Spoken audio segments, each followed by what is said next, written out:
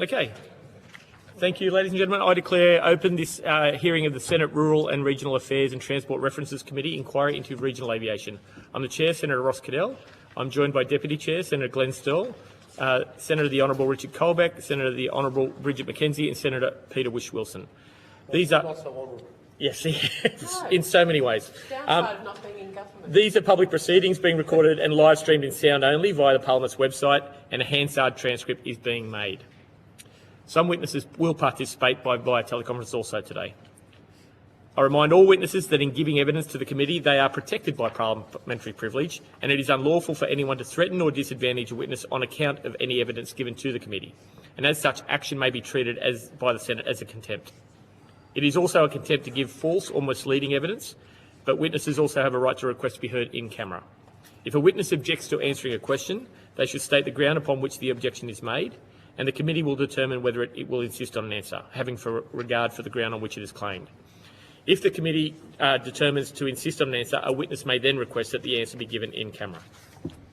I also remind senators of their obligations under the Behaviour Code for Australian parliamentarians to treat witnesses with dignity, courtesy, fairness and respect. Finally, I remind the committee members and witnesses who are appearing via teleconference who are not speaking to mute their microphones and remember to unmute when you speak. I now welcome Councillor David Menzel, Mr Vernon Lawrence from the Kimberley Regional Group and Ms Tracy Deegan from RDA Kimberley. I understand that information on parliamentary privilege and protection of witnesses giving evidence has been provided to you.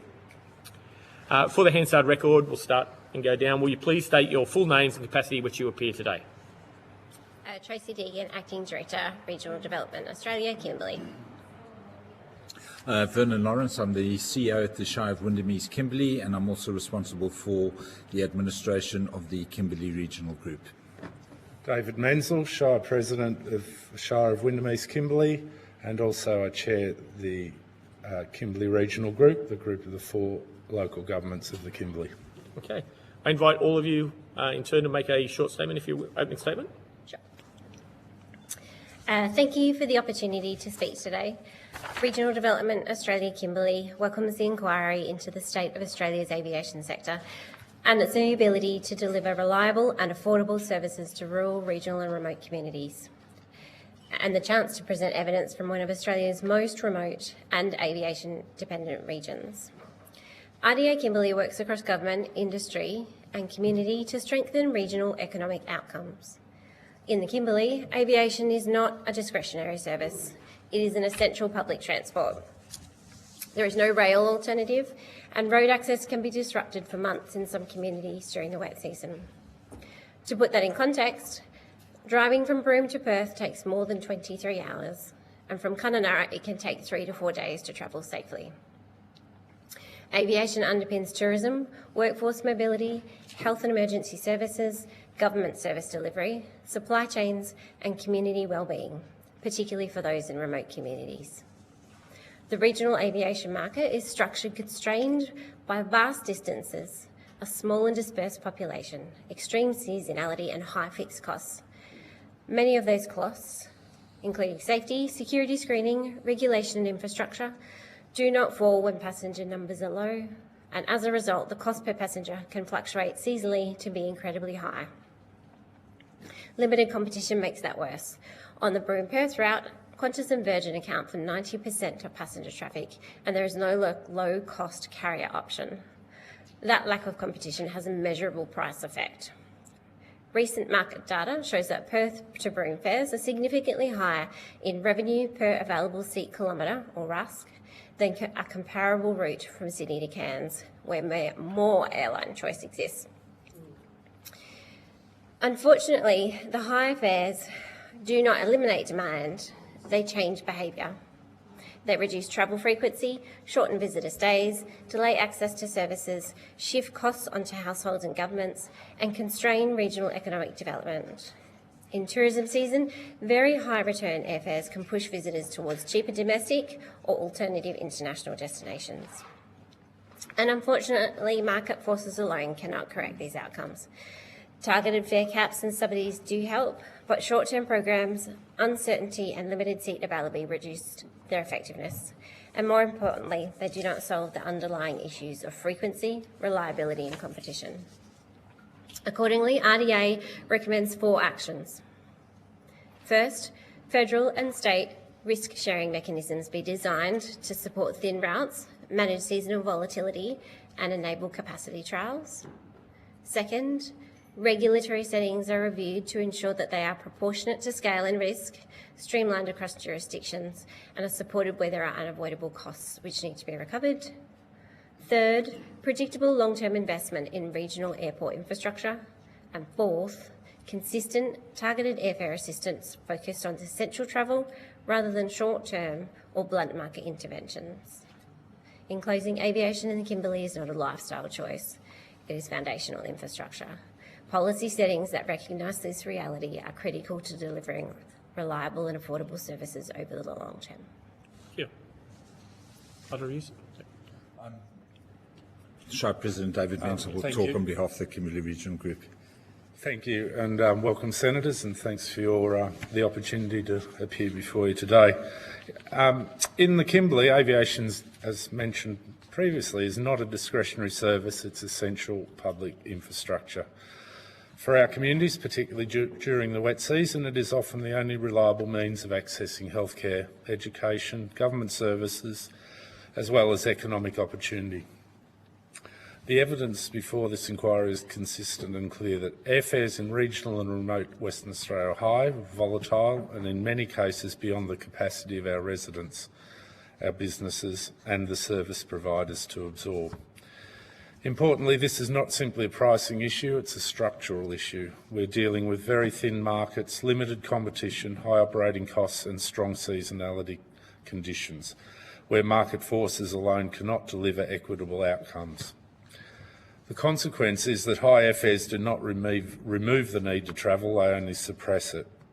So people delay medical appointments, reduce family contact and absorb significant financial stress because of high airfares.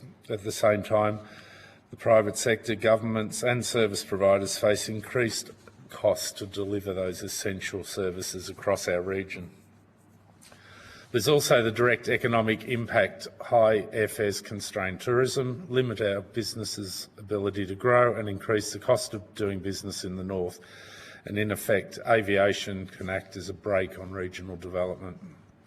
From a local government perspective, we are also managing the burden of maintaining critical airport infrastructure in environments where cost recovery is inherently constrained. These are not purely commercial assets, they are enabling infrastructure that support entire communities. Our Shire's strategic community plan is focused on livability, economic development and sustainable service delivery. And these themes are similar across all the local governments in the Kimberley. Aviation sits at the centre of all three, and without reliable and affordable air services, our ability to deliver on these outcomes is fundamentally limited.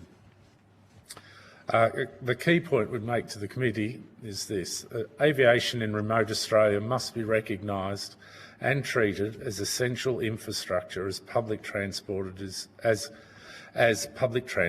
treated in metropolitan areas. Addressing affordability requires a coordinated policy response that goes beyond short-term fare measures and considers frequency, reliability, market structure and long-term sustainability. We welcome this inquiry and opportunity to contribute to a more equitable and effective aviation framework for regional and remote communities. Thank you again. We'll go to the questions. First, Deputy Chair. Thanks, Chair. And Mr Menzel, thank you very much, Mr Lyons. Mr Egan, I want to come just in your opening statement, you did say that your words were because there's no low-cost carrier option.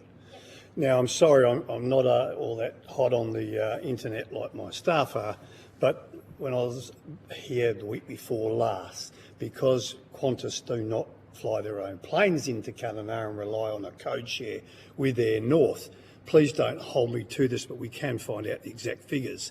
If that same flight, whether it be booked under the Qantas banner, was about $900 one way to Perth.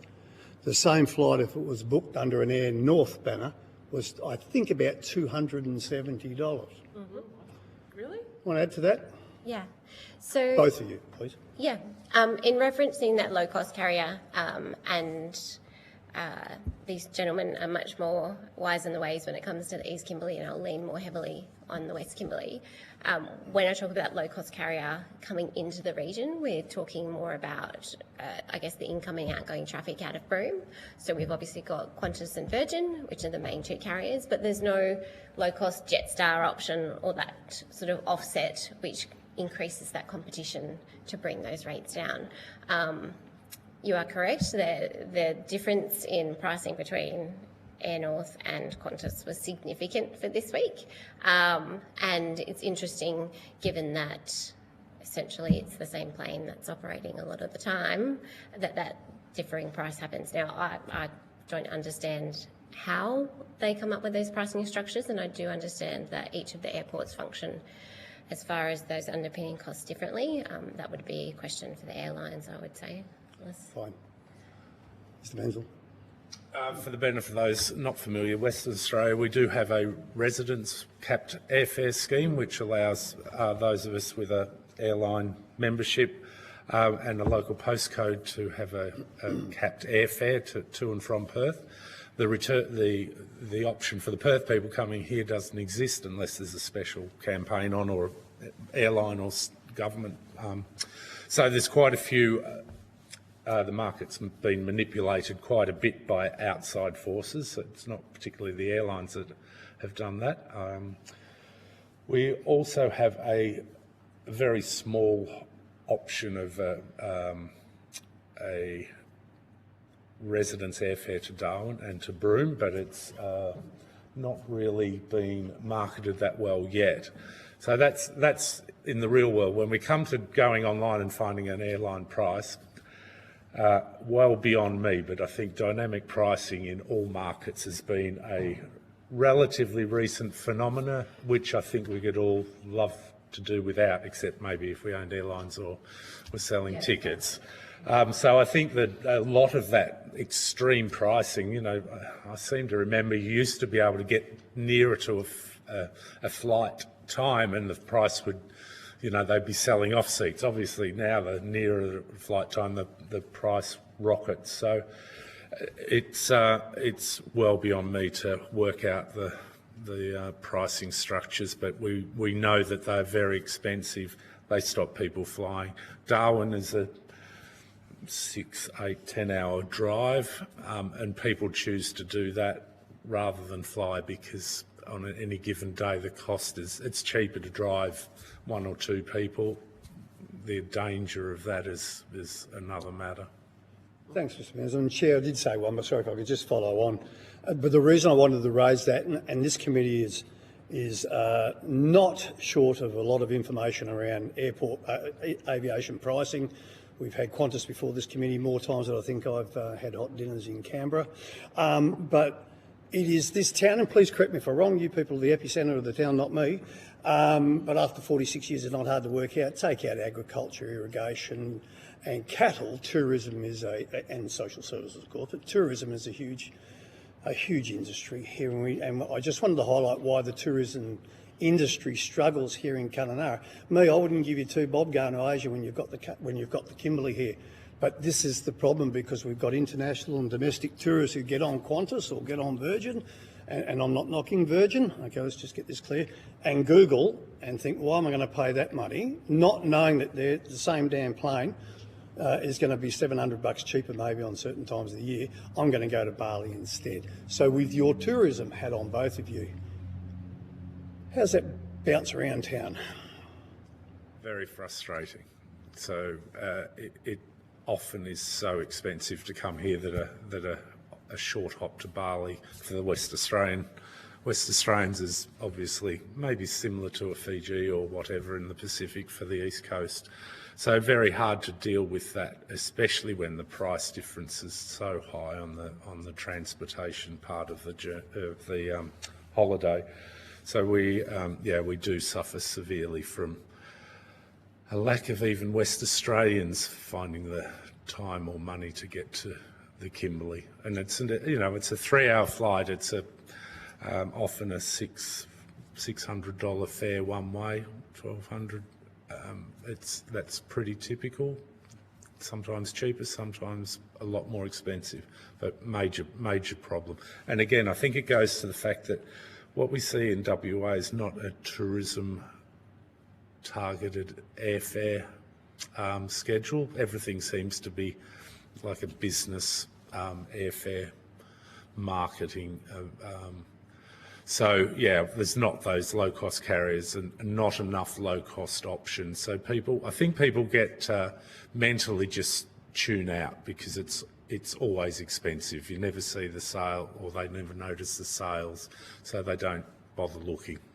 And I know the many hats that you all wear here in Kununurra, within the East Kimberley, I get that, but through the tourism, through the RDA and through the Shire and all other leadership groups in the Kimberley, are those conversations, are you able to have those conversations with the airlines? Do they engage?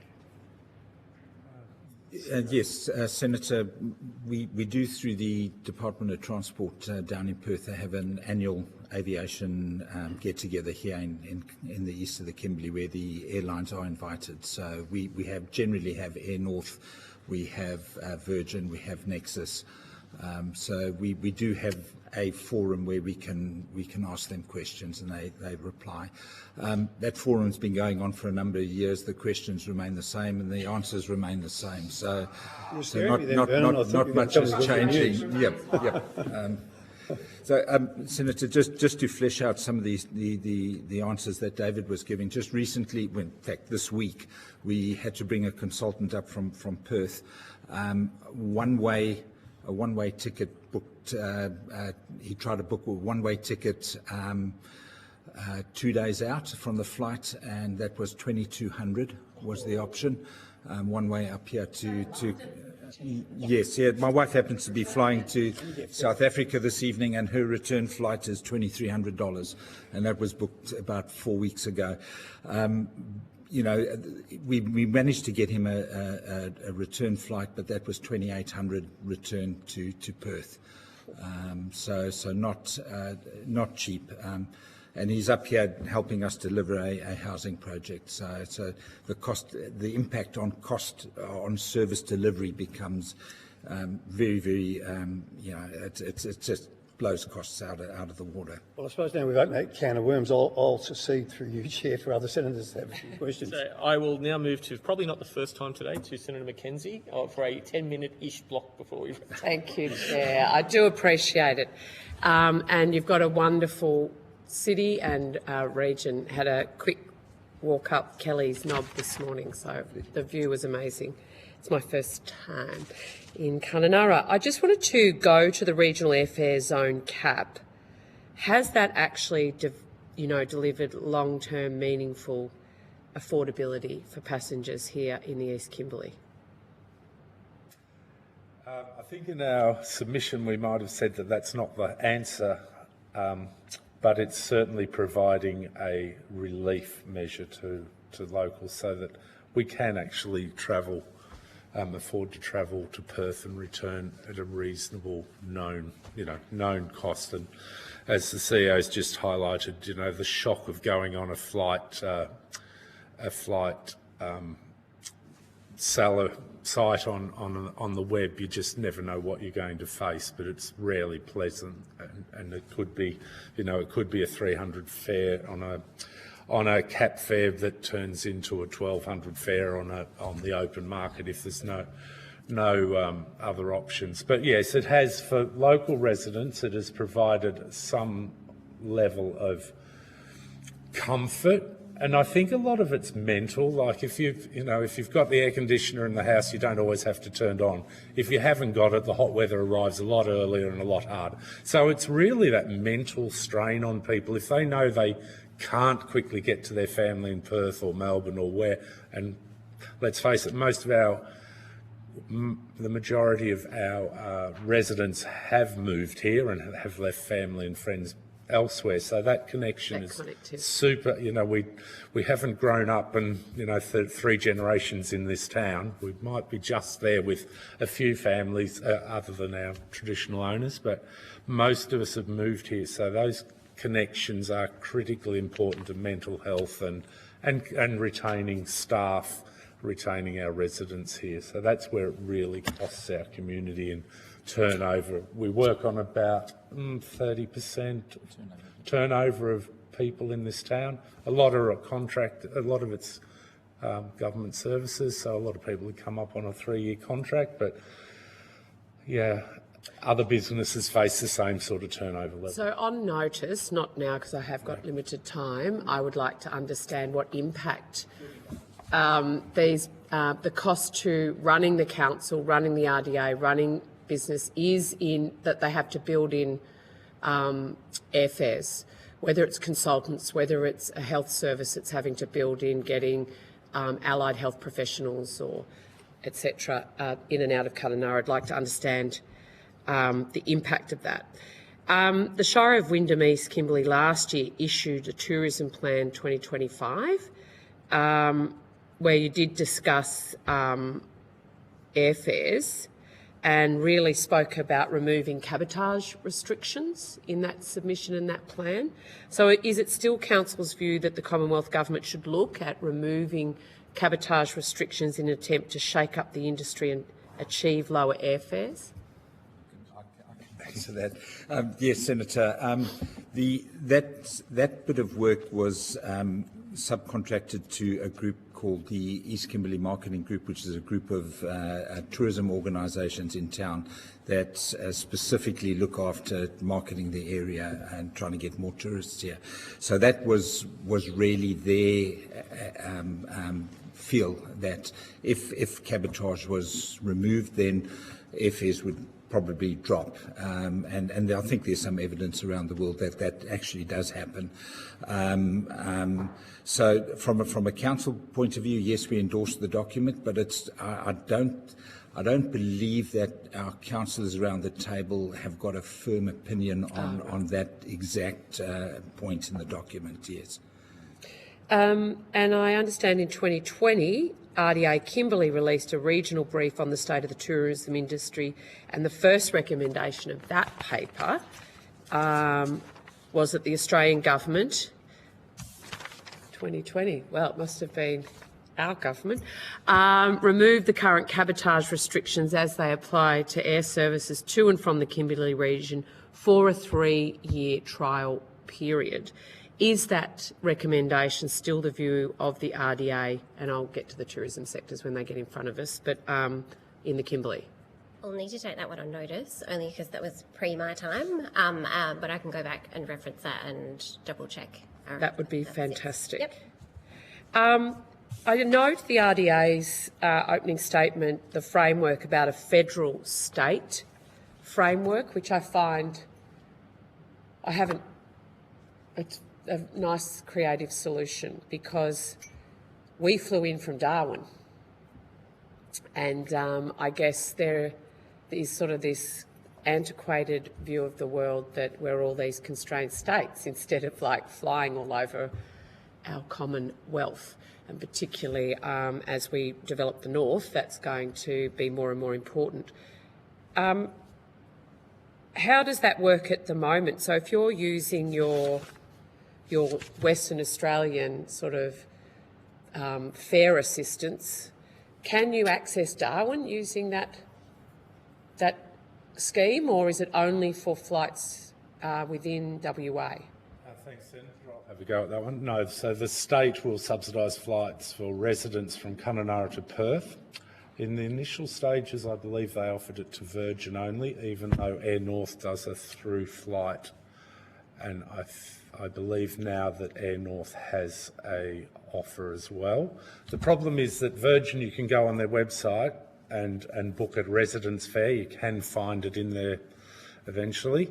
Air North doesn't have the benefit of having a frequent flyer program, so they don't have the database of residents to support the offer, so you have to ring their office and get it. So some people find that quite a inconvenience, but the state will certainly work with, and I'm not privy to the exact financial arrangement as to whose money goes where, but the state will certainly work with Air North.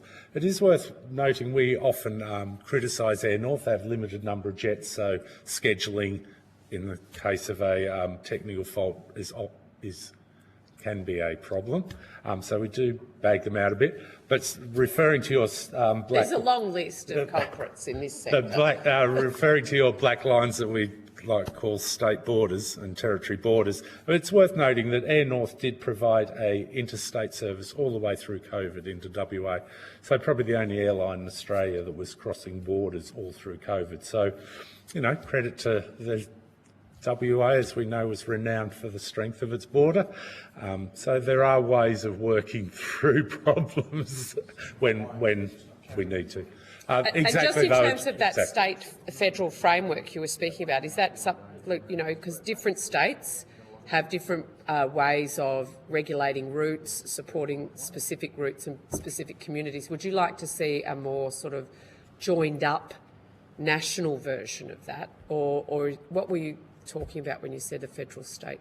So, you know, the airfare cap as it's applied at the minute at a state level has been a great initiative. Yep. Because it has allowed some consistency, a little bit of predictability. Obviously, there have been short-term measures, so it's been difficult to know whether it's going to continue and when that kind of stuff.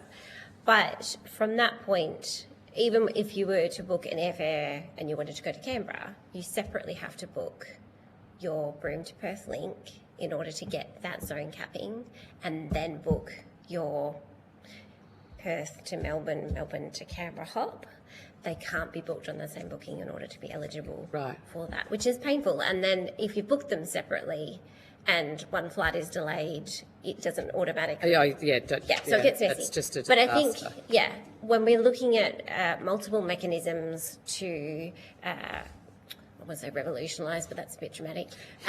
Let's just improve it. Yeah, let's balance it out a little bit. I think if we can look at federal mechanisms which may enable airports to pass on less on costs, which then makes it more affordable at an airline level, which will then potentially increase, you know, those low cost carriers into the region and increase competitiveness, on top of applying the state-based zone cap, then those multiple mechanisms are likely to have a compounding effect and then create stability across the thing. And because, as you've highlighted, you know, Australia is still sectored into tiny little states here and there, we're a significantly sized one. So as much as the state is attempting to work across that great landscape, the inequity that comes with that, you know, the Broome Airport's a great example of this, in that they've got temporary national interest status so that they can take those international flights. The expectation, if they want to maintain that around international arrivals, is that that facility is exactly the same as what would be required in a Sydney airport or a Canberra airport. And that's very, very difficult for them to build and then obviously maintain as well. So having some scalability and having that done at a policy level so that there's equity, and whether it be across the north, so you look at, you know, a 3 different size scale model, where if it's a big airport, Perth, Melbourne, Sydney, and then you scale it down to a mid-size and then a small size, so that the costs and the scalability are manageable. I think that's certainly We are hearing about the price per passenger for those border mechanisms, shall we say, is incredibly high, not just in Kununurra Airport, but in, you know, the Alburys of the world as well. And I think there is, in compared to a Melbourne-Sydney experience, and the cross-subsidisation, I'm not afraid to say it, I'm in the National Party, we love a bit of cross-subsidisation out to the regions. So there is absolutely that equity argument, I think, for that cost for all of our security to be amortised across the whole system, rather than just borne at an individual locale. Is that your argument? Yeah, because at the minute it's just compounding the cost of living remotely. Like on top of the airfares, we've also got the transport costs. I bought 2 apples yesterday, it cost me $7. So, yeah. So the cost of living remotely is compounded, and these sorts of things, if we can equitably somewhat massage them out, will certainly make the regions more attractive. Thank you. Thank you. Senator Whish-Wilson. Yeah, thanks. Just a couple of quick questions. So the residents' airfare caps, that is there some kind of testing, or how do you apply for that? Just as a matter of interest. Like, If there's a cap fare for those in WA under 1,000 kilometres, which would pick up Geraldton and probably the southern cities, Yep. regional cities, over 1,000 it's 300. Sorry, my wife does all my bookings. no, that's right. There's I was just another interested cap as to how it worked. Yeah, 300. I'm not saying a word. Okay. So that's based on distance, and then it's a capped price. And you just need to provide So an address or something on You your need licence. a frequent flyer, or a membership, airline membership number, Right. with Your a address and- postcode for here to Right. prove that you're not a Perth person. You Gotcha. can't do it the other way. So that's all you require. So it's not means tested at all. It's just I think we say an adequate number of seats are paid, can be paid, so it doesn't seem that we run out of those seats. All right. And there seem to be pretty consistent criticisms or suggestions for improvement across submissions, that it's often short-term, maybe not ad hoc, but you don't get notice about changes. You're not given enough notice on changes. Could you just very briefly talk us through the history of this? Is it refunded on a budget cycle basis? Is it political? Is it reviewed on a cost basis? How does it work? My view on it would be that it's political. It was our Right. current Labor government that introduced it, Yep. to our great pleasure, of course. And it seems to have review periods which we're not aware of. But recently it was reviewed again with a slight potential adjustment to the fares in high peak demand. I haven't got my head around a cap fare with a variable cost in a high peak period, but so there's these little tweaks go on, but it's it's a political Right. offer. So with the expiry of the last zone cap, Yeah. the contention point was that there was an end date for that cap, and there was talk about it being extended or reintroduced or amended, but there was no timeline on when that was going to happen and how it was going to happen. So if you wanted to book in January for your Christmas holiday, you couldn't because you weren't sure. Right. And it was like any airfares past, and I'll say the 1st of April just because it's April Fool's Day. Yeah, yep. But past that date, there was no guarantee that those zone caps were applied, or in fact, they generally weren't. It was like that was the expiry date. You need to wait until the new round has been announced. So it's that inability to plan long term, which again is another, deterrent from wanting to live up here, being able to go and visit family, all that kind of stuff. From a policy perspective, though, it's a form of, I suppose, a state government initiative, but it's a form of government intervention because you have a clear market failure, right, in terms of your barriers to entry, your lack of competition. There's about 15 things I saw that were quite unique to the Kimberley in terms of why there needs to be a equitable kind of free market economics doesn't work. So do you feel there's... You're a fellow agrarian socialist, Bridget. Yeah, you understand. Seasonal. Could I respond to that, Chief? Yes. So I'd argue that certainly the government intervenes in the regional airfares market, just like it does in the transport system in metropolitan cities all around Australia. So that is our argument, that is our public transport system, and it requires some government intervention. We don't, subsidy is a horrible word, we use it where we have to, but it's a government. We believe it's a service that needs to be provided in the name of equity to those that are serving the country by living very remotely. Indeed. Yeah. I think there's a clear case for it, clear cut. But the reason I wanted to ask this initial question was because I noted your recommendation recognising aviation as essential public transport in remote regions. And I was just wondering what other practical policy change would most clearly give effect to that kind of recognition, if you had any thoughts there. I guess we're dealing with the private sector and understanding their cost bases extraordinarily difficult, Yeah. and that's something we really struggle with, because there's only one takeoff and landing, which I believe is the expensive bit of flying an aeroplane, and then you've got effectively 2.5 to 3 hours of cruising to get here. So I don't believe our local government-owned airport is particularly high in costs. So, I constantly am battling to understand why we live in an area where it costs twice as much to build things.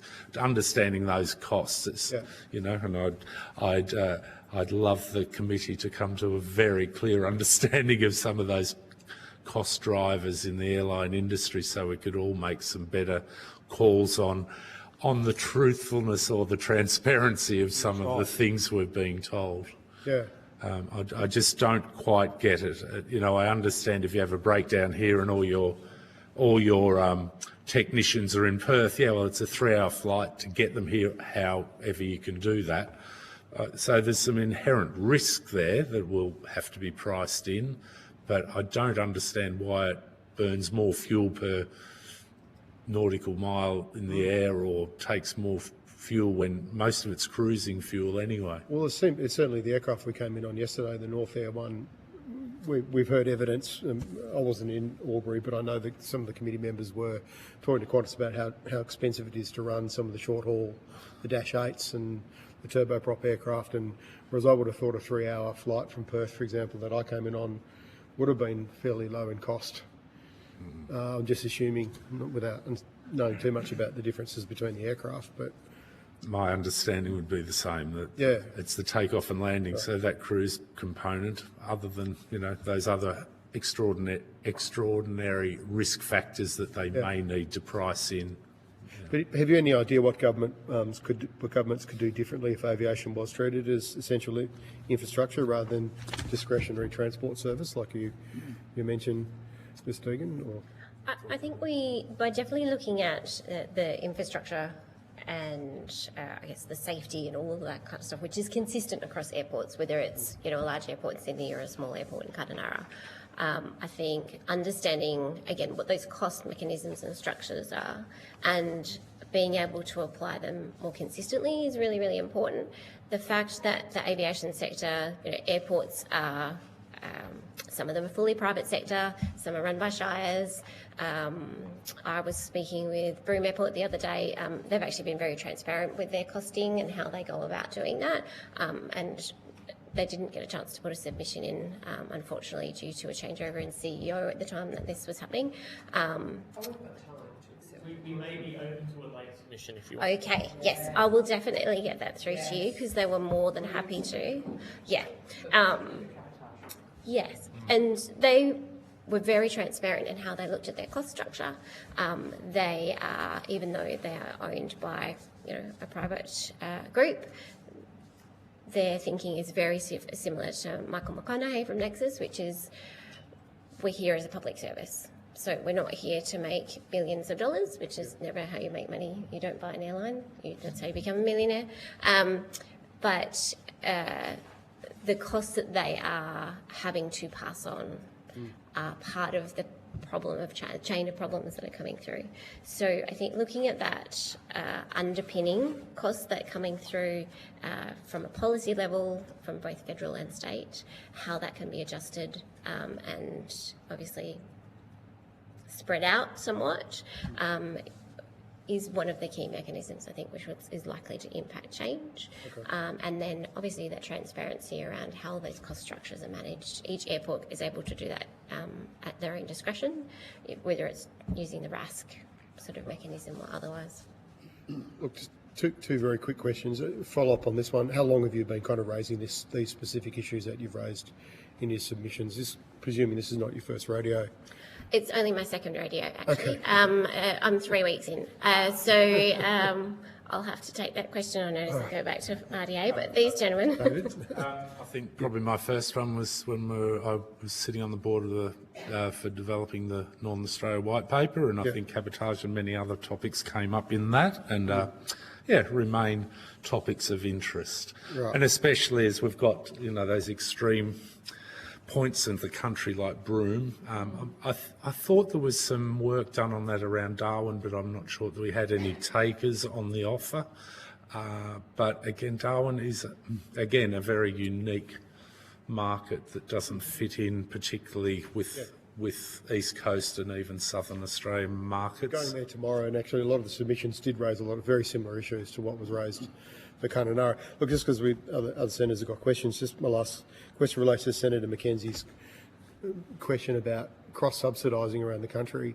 Have your organisations got any views about a national passenger levy? It's a recommendation that's come up pretty consistently as we've gone around the country to help, Melbourne, the city areas help subsidise. I can probably take a stab at that, Senator Wilson. I think anything that would help make things be a little bit more equitable across the entire sector. For me, I look at people from Perth trying to travel up here and look at the cost of the average airfare coming up to Kununurra, return to Perth. Then you look at a similar flight going from Perth, let's say, to Melbourne or Sydney, and your average cost per seat there, because of competition, is a lot less. So I think there is opportunity for some form of cross-subsidy on those busier routes. If you take a Melbourne-Sydney route, a lot of revenue could be generated on those routes at a very, very small inconvenience to those travellers, to be put into a pool to make a huge difference to a lot of people living remotely. Any other thoughts? Just no. If I could just have a quick go at that. Because we work in local government, we get funded through the federal government on a return of some tax money. So we're not against the redistribution of money. I suppose as a local government, though, we're more focused on, and thank you to the coalition government and the Labor government, one's improved our parking area, and one's extended our runway, which we'll hopefully cut a ribbon on soon, Senator Searle. That would be wonderful. I think we're just waiting on CASA to do some paperwork, like many people around the country. But we would certainly, as a local entity, we will look at making our airport as fit for purpose as possible, hence a longer runway so we can hop from here to anywhere in the country. And certainly look at our costings to try and keep them as competitive as possible. But we often get this thing about all Australians have to be treated equally. If we start talking about taxation and then we start talking about zone rebates and all those ugly things, we all have to be treated equally, except, there's a line somewhere where we're paying an absolute fortune to be able to get to a hospital compared to someone who lives 10 minutes away and can jump in an Uber or an ambulance and drive there. So there's got to be, at the senators' level, there's got to be some decisions about how committed we are to developing the regions, and particularly in our case the remote areas of Australia and the north of Australia in particular. Richard and I have a similar situation where we have a moat we have to get across. We don't have a national highway, so we totally understand how. I maintain we put it there for a reason. Yeah. Senator Wilson, Senator Colbeck, you. Not working. We find ways to get off the rock. Yeah. I just want to go back to, from a local government perspective, it's a local government-owned asset, your airport here. What proportion of your rate base would go into supporting that? And you've mentioned that you've had a couple of major infrastructure contributions from Commonwealth for elements of that infrastructure. But roughly what proportion of your Definitely sounds like a CEO question, Vernon. Senator, zero. Our airport operates under a reserve, so any surpluses get quarantined in a reserve and no ratepayer funds go into it.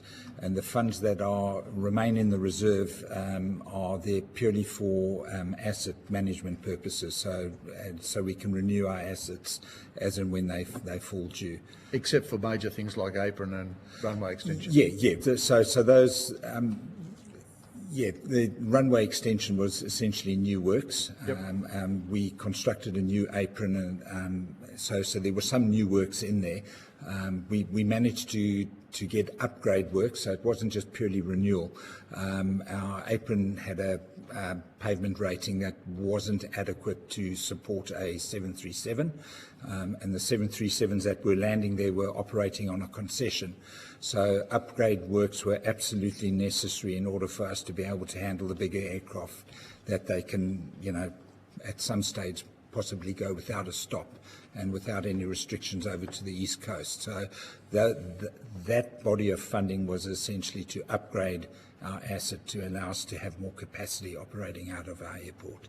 So going back to the point that you're making about having access to service at all, the facility washes its face in terms of general operations, but in terms of anything that's required in terms of upgrade of capacity or additional CASA requirements that come in, and it wouldn't be affordable at a local level.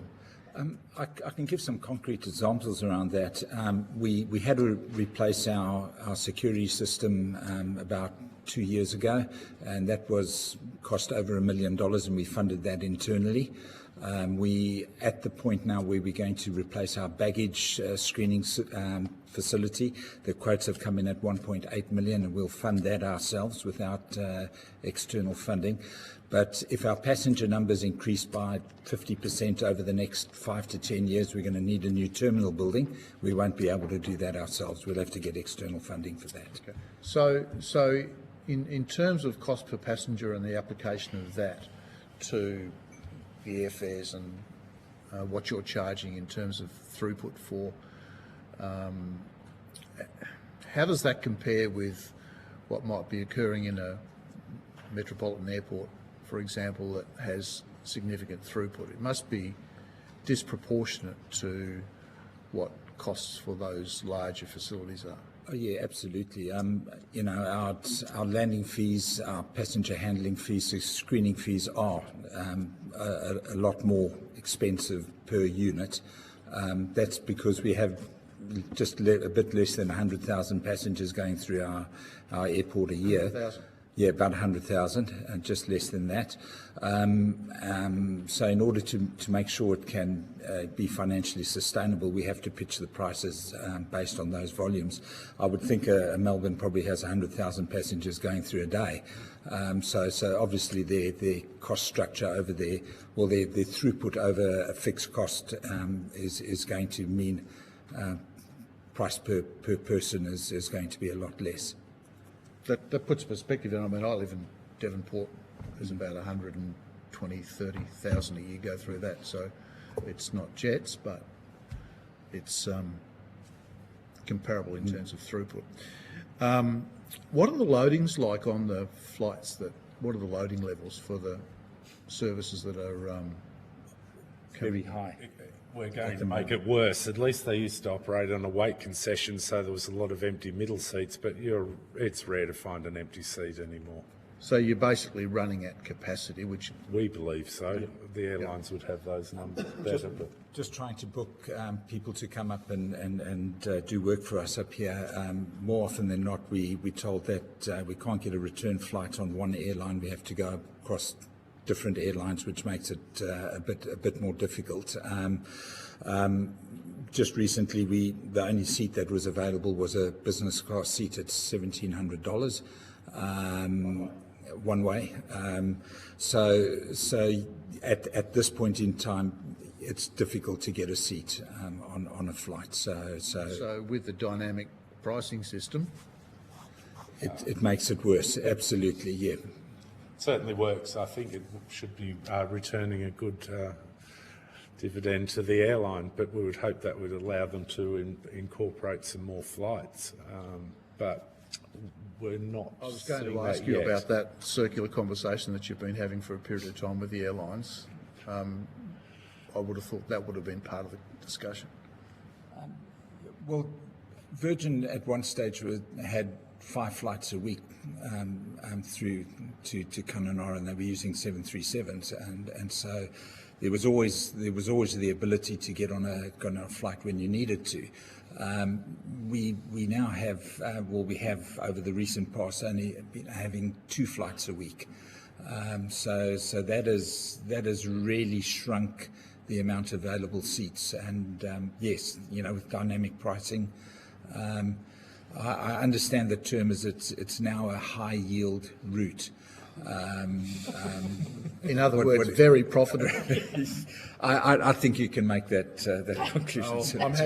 I'm happy to. Senator, if I could, senators, the other thing to bear in mind here is that of those 5 flights, probably 2 or maybe more were charters. So we had Savannah Nickel Mine just down the road, which used to do a flight up and down and then would release a block to the market. So that is a critically important tool.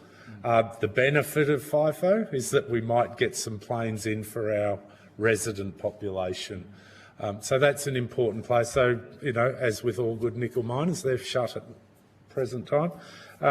And we have maybe KMG, have we still got a charter servicing us, I think? Yeah, it's a possibility. Yep. So that charter, mining charters into regional and remote communities can be a really useful tool to provide options and frequency if they don't book a whole flight, and they can allow a block release to the public. If you've got publicly funded infrastructure for them to land on, the risk is that the publicly funded infrastructure such as Kununurra Airport isn't a facility big enough and modern enough, and I think it's an argument for investment in the regional airports, because the risk is the private sector builds their own airport on their own land and bypasses the towns, which is a real risk, particularly in some of the NT projects. And understanding how far out of town they need to be. So That's right. A perfect example is we have Boab Metals, which is, we're calling it a silver lead mine now because silver's way up here and lead's used to be a lead and silver mine, but they are in the construction phase. They are constructing that 45 kilometres out of town at the moment. So hopefully through that we might be able to, I'm not aware of their current plans, but we might be able to reintroduce another charter service, probably through Virgin, but potentially through Air North or Qantas Steel or Alliance. You are parliamentary privilege here, so if you want to say profiteering, you're allowed to. You're covered here. I probably take my cue from the Shire President. He's very diplomatic. We're hoping that they'll see the benefits of their investment here and provide us with better service. There we go. Listening. If you're listening, thank you. I think that's a really important thing to note, though, is that the difficulty in getting flights or seats and the cost of seats is very affected quite seasonally as well by that tourism fluctuation. So it's much easier to get a seat in December than it is in June, because in June everybody wants to come up for dry season, they want to do the gib, they want to go to the races, and so the availability of seats is very much restricted, and certainly those zone capped seats become less and less available. But all of that is somewhat stabilised by the opportunities that come around the resource sector, whether that be oil and gas, whether that be mining, because they operate year-round. So they provide stability because they're always going to need that FIFO workforce. So what we're trying to do is extend the tourism season out so that shoulder season is slightly longer, which then hopefully will dilute some of that traffic but make it much more sustainable for airports year-round, as opposed to having a low season and an extraordinary high season, which are then difficult and get affected by that dynamic pricing structure a whole lot more.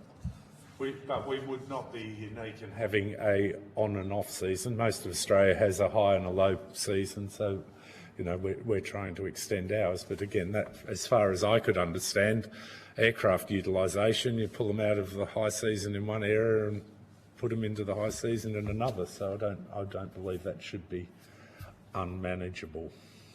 So just to that point, what is the scale of the variability of the season, for example? I mean, if you've got limitations on capacity just through seats in the high season. Yeah,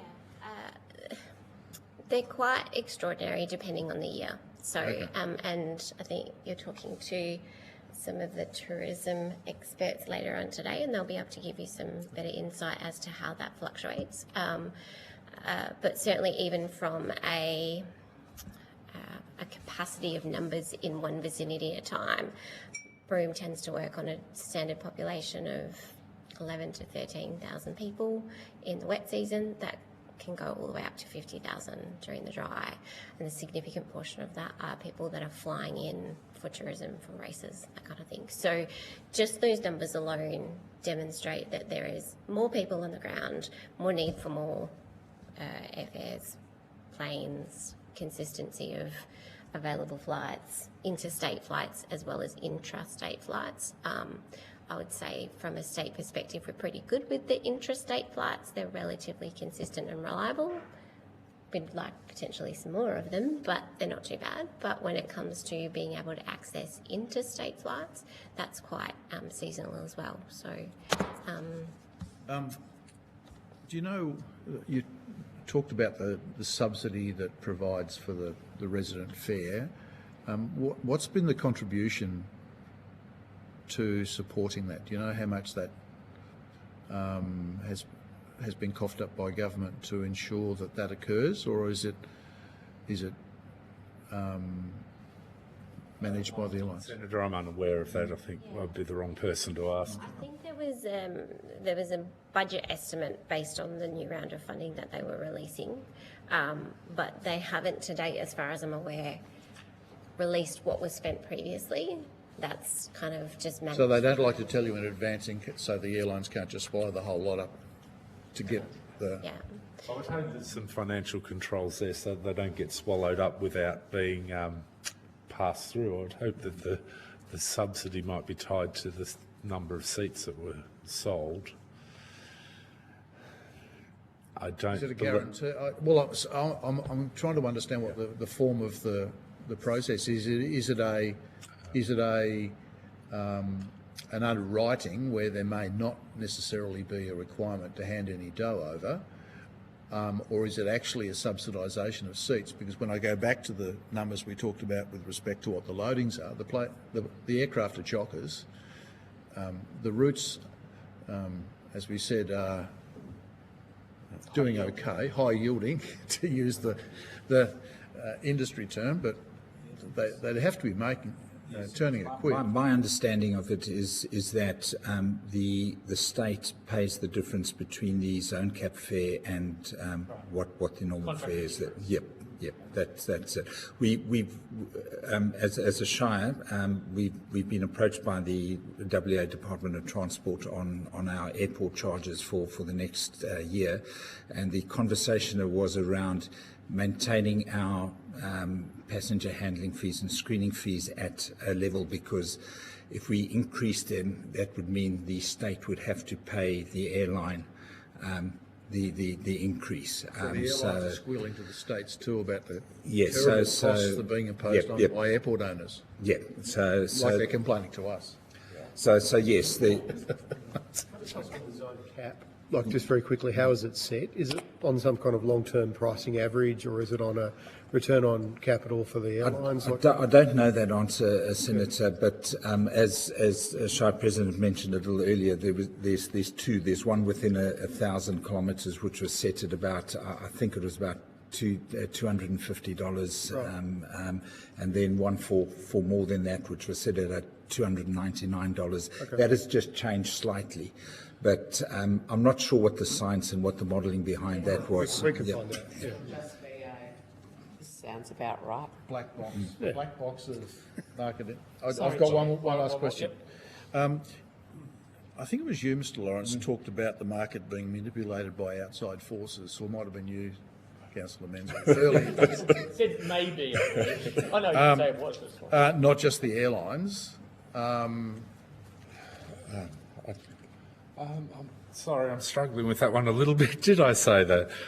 I'm sure there's lots of influences in there that we don't understand. So, as a service provider to our region, I'm a little bit hesitant to bag out our two airlines. Oh, no. But Maybe we did have an alternative across the Kimberley that came into the market. Unfortunately, it's a locally owned airline, Nexus Airlines. So they had an attempt at providing a option, so giving us a second option across the Kimberley, and they're still flying down the west coast and servicing can we call it a milk run type that has never occurred before, and doing a fantastic and really valuable job.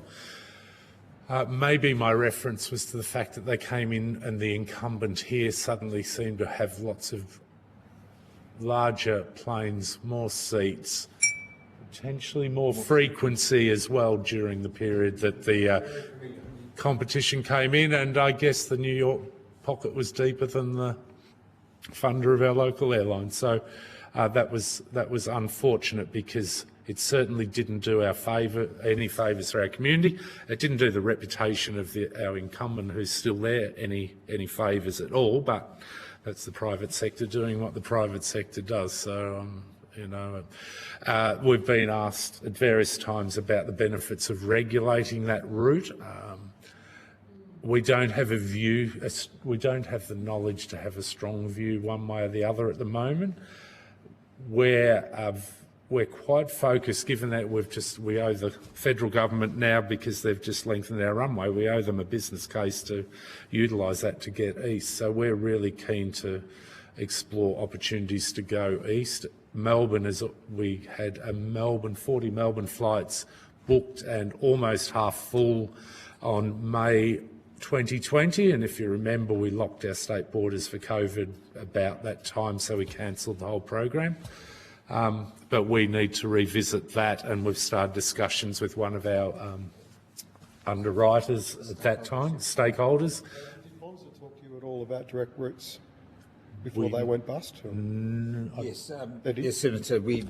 Our airport manager had conversations with them, but that was only over a couple of weeks, and then the announcements came through that they were put into liquidation. Yep. I'll surrender. Thank you. We are close to the time that we should have gone, but because you're my leader, I'm scared of you. You have more questions. I am fine, thank you. Okay. Anyone else? You've got a follow-up? I was just going to ask, but on to that last point, you talked about data supporting policy design. There's some of the sorts of things that you're short of that we've just been talking about. Probably CEO can answer that one. So data supporting policy, I think it goes more around, the data from the airlines is what are their cost structures, what are their load factors, etc. And if there was a little bit more transparency, if you had access to that data, then maybe some people could be almost embarrassed into making more community-minded type decisions. Mr. Lawrence, Minister, not to put pressure on and won't insist on this, but if you want to consider giving what your current cost of your landing fee in commercial in confidence, not for publication, so we can compare. Are you happy to give it? Yeah, well, I can't tell you off the top of my head, but as a local government, we are obliged in terms of legislation to publish our fees and charges. So our fees and charges, any fees and charges relating to our airport are published on our website. If you can give that in, so we can give that context to different airlines, different airports, what they charge. Yeah, I'm happy. I can get that in the next 10 minutes and provide it to you. If you're talking to Broome and they're happy to do something, that would be wonderful. Okay. Right, thank you for your evidence today. If you've taken any questions on notice, please provide responses by Monday, the 18th of May. Thank you for your time. Thank you. Thanks, Senator. Thank you. David, I just want to bring you for 10 seconds, mate. Great, thank you.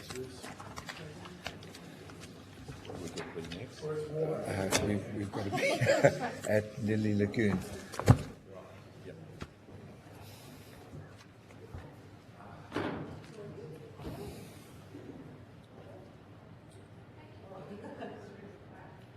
Thank you.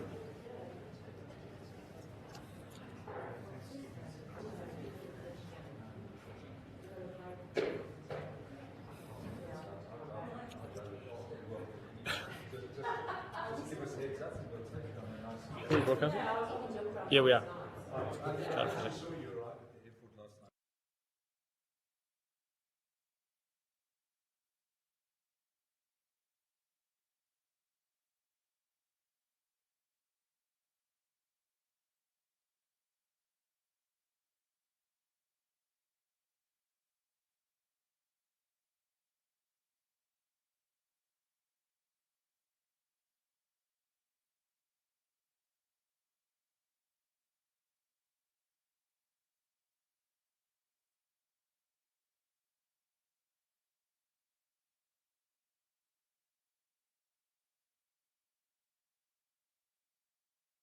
better.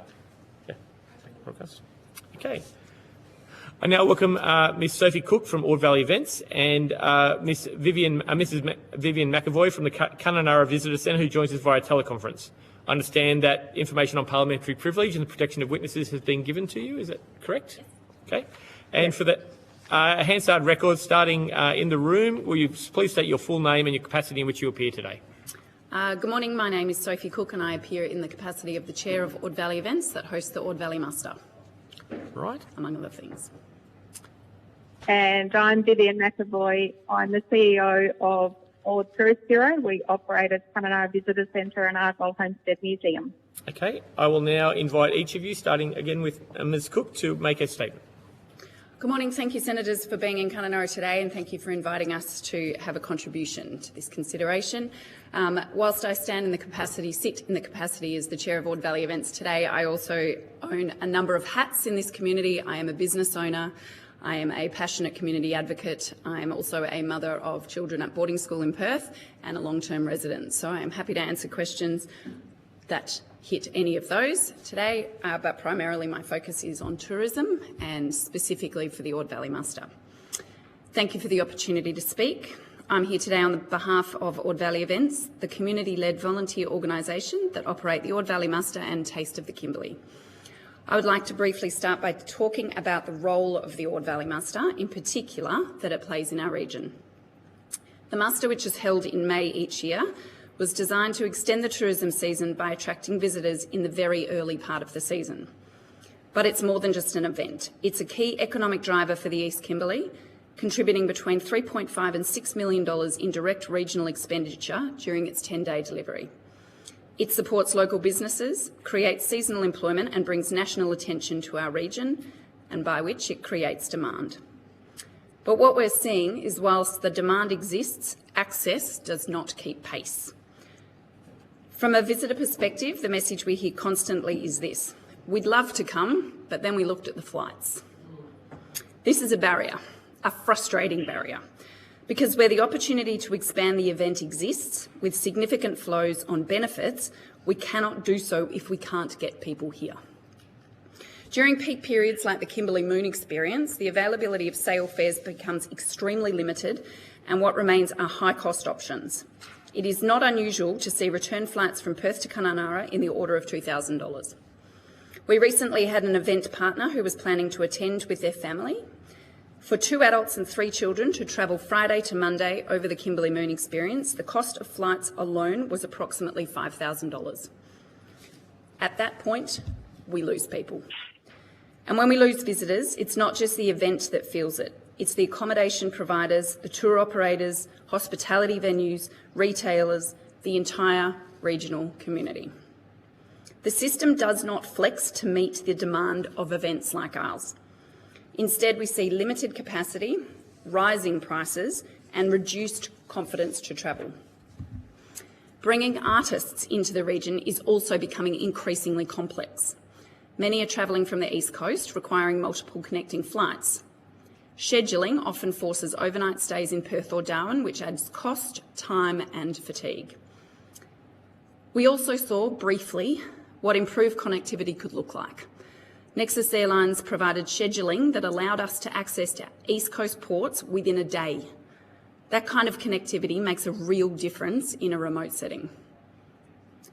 In the current environment, reliability and disruption have become a part of the planning process. We now build buffer time into travel, which often means additional accommodation and increased costs directly impacting the sustainability and the deliverability of the event. Even aircraft changes haven't flow-on effect. The shift to smaller aircraft has meant that arrangements with artists via APRA, who have oversized travel luggage concessions, they no longer apply on the Embraers. These are nationally recognised arrangements with APRA, but they don't translate into a remote context. This is a really good example of a commercial decision made broadly without consideration of how it impacts regions like ours. We are a small event on a national sense, but we do exist. And at times it feels like we're navigating decisions made at scale without a voice in how they land locally. From both an event and a residential perspective, the issues come back to three things: affordability, reliability, equity. Ultimately, we are not constrained by demand, we are constrained by access. And until aviation in regions like the Kimberley is recognised and treated as essential infrastructure, rather than purely a commercial outcome, these challenges will remain. Thank you. Thank you very much. Mrs McAvoy. Hello, good morning, and thank you for not only being in Kununurra, and I'm sorry I'm not there, but for inviting us to come along and to voice some opinions as well. So, as I mentioned, I'm the CEO of Kununurra Visitor Centre, and we also own and operate Lake Argyle, a homestead museum out at Lake Argyle, which is 70 kilometres from Kununurra. If you haven't been, get out there. Anyhow, so our submission was specifically around tourism and visitation, as well as livability and workforce sustainability, access to medical and specialist services, social inclusion, training and workforce development, and broader economic resilience of East Kimberley. For Kununurra Visitor Centre, we're not just a little place that sits in the middle of town and knits or crochets blankets and tells people where the public toilets are. We're more than that. We help with the local government, state government, federal government, and all government departments disperse information to our many visitors and locals that frequent and visit the area. We represent more than 170 local businesses that operate from tour operators, accommodation providers, service providers, and many other small businesses that all feel the need and support Kununurra Visitor Centre in our operations. East Kimberley includes internationally recognised destinations such as Lake Argyle, the Ord River, Petalulu National Park and Mitchell Falls, and many other, all over to the West Kimberley as well into the Northern Territory. These iconic destinations are heavily promoted by Tourism Western Australia and Tourism Australia as world-class experiences. We're the gateway to the East Kimberley and serve a critical entry point for visitors arriving by air as well as car. Tourism is a major economic driver in our region. Reliable and affordable aviation access is therefore not simply a convenience, it is an essential infrastructure. While we don't receive daily flights to Perth, our state capital, limited frequency and high fares create a significant barrier to visitation. And like Sophie has said, it actually adds days when you're wanting to visit the East Kimberley. Airfares to Kununurra are often disproportionately high when compared with similar distance routes within Australia. For many families, couples or grey nomads, the cost of flights alone makes the destination financially inaccessible. This creates a direct contradiction. The Kimberley is promoted nationally and internationally, yet for a large majority of Australians it is financially out of reach. The result is suppressed demand, reduced visitor numbers and lost economic opportunity for regional businesses. For livability, the affordable and reliable aviation is critical to regional livability. We don't all work for a local government, we don't all work for government departments where airfares are included in packages and whatnot.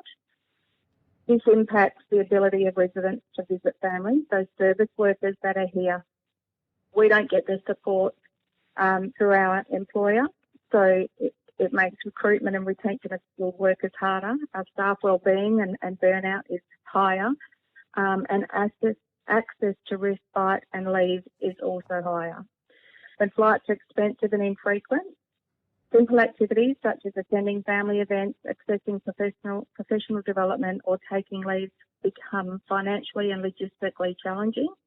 Burnout is a real issue in remote communities. The inability to easily and affordably leave the region for short breaks significantly affects staff retention across tourism, health, education and government sectors.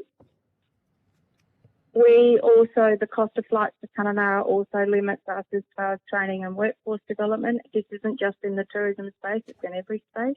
It contributes to skill shortages, increased pressure on existing staff, reduced service quality and higher turnover. Driving long distances for affordable flights also comes into play. When you have to drive 820 kilometres east to Darwin or approximately 1,100 kilometres west to Broome to access a more affordable and more frequent air service, it highlights a market distortion where driving 8 to 12 hours becomes financially preferable to flying locally. Road safety risk increases, time and productivity are lost, and carbon emissions are increased unnecessarily. This is not an efficient or sustainable outcome for regional Australia. The reliability of current services is something that we talk about regularly, and whilst we do have two aviation companies, as has been mentioned before, we do often get stuck with flight cancellations or lengthy delays, which adds to missing medical appointments, delayed freight supplies, disrupted tourism itineraries, and lost income for local operators.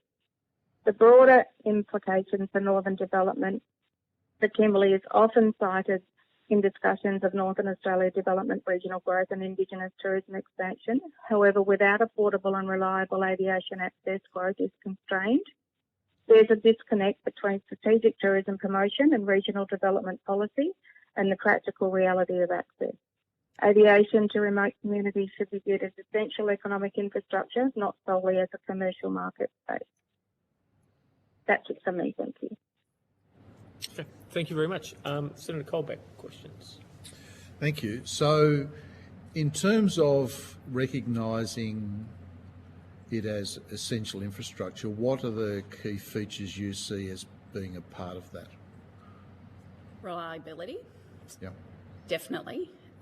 So as Viv touched on, the lengthy delays, they're very frequent, delays or cancellations, unusually frequent, and that does build into your planning. The cost of, obviously, naturally, the price point is really critical when it comes to essential infrastructure or an essential service, and particularly when it comes to the tourism sector. So if people being able to make a last-minute decision to pop up to the Kimberley for a weekend, a long weekend, a week, we have the provision or the product here. The Kimberley is glorious. It's sensational. The product is available, the services are available, the experiences are available, the accessibility is very constrained. So that's the key constraint on the market in this region. From my perspective and from a tourism perspective where I sit, particularly with the event, but across the broader tourism industry, I would say the price, the cost, and the length of time required prior to making that decision to book in order to access those cheap flights. You talked about the impact of the muster and as a major event.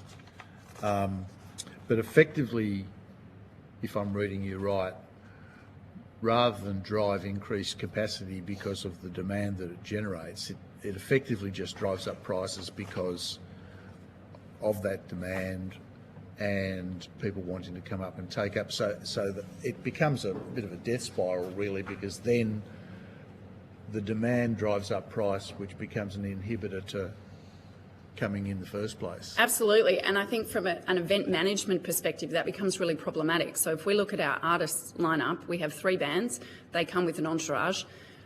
There is a limited number of sale flights that are usually released around the time of the muster happening. From an organisation perspective, we'd like to capture those cheap flights, but once we capture those cheap flights for the artists, we take them away from people coming. So it's an ugly cycle. It's an ugly cycle, you know. We're robbing Peter to pay Paul, because we're saving the money on the flight, but then we're stopping someone buying a ticket. Yeah.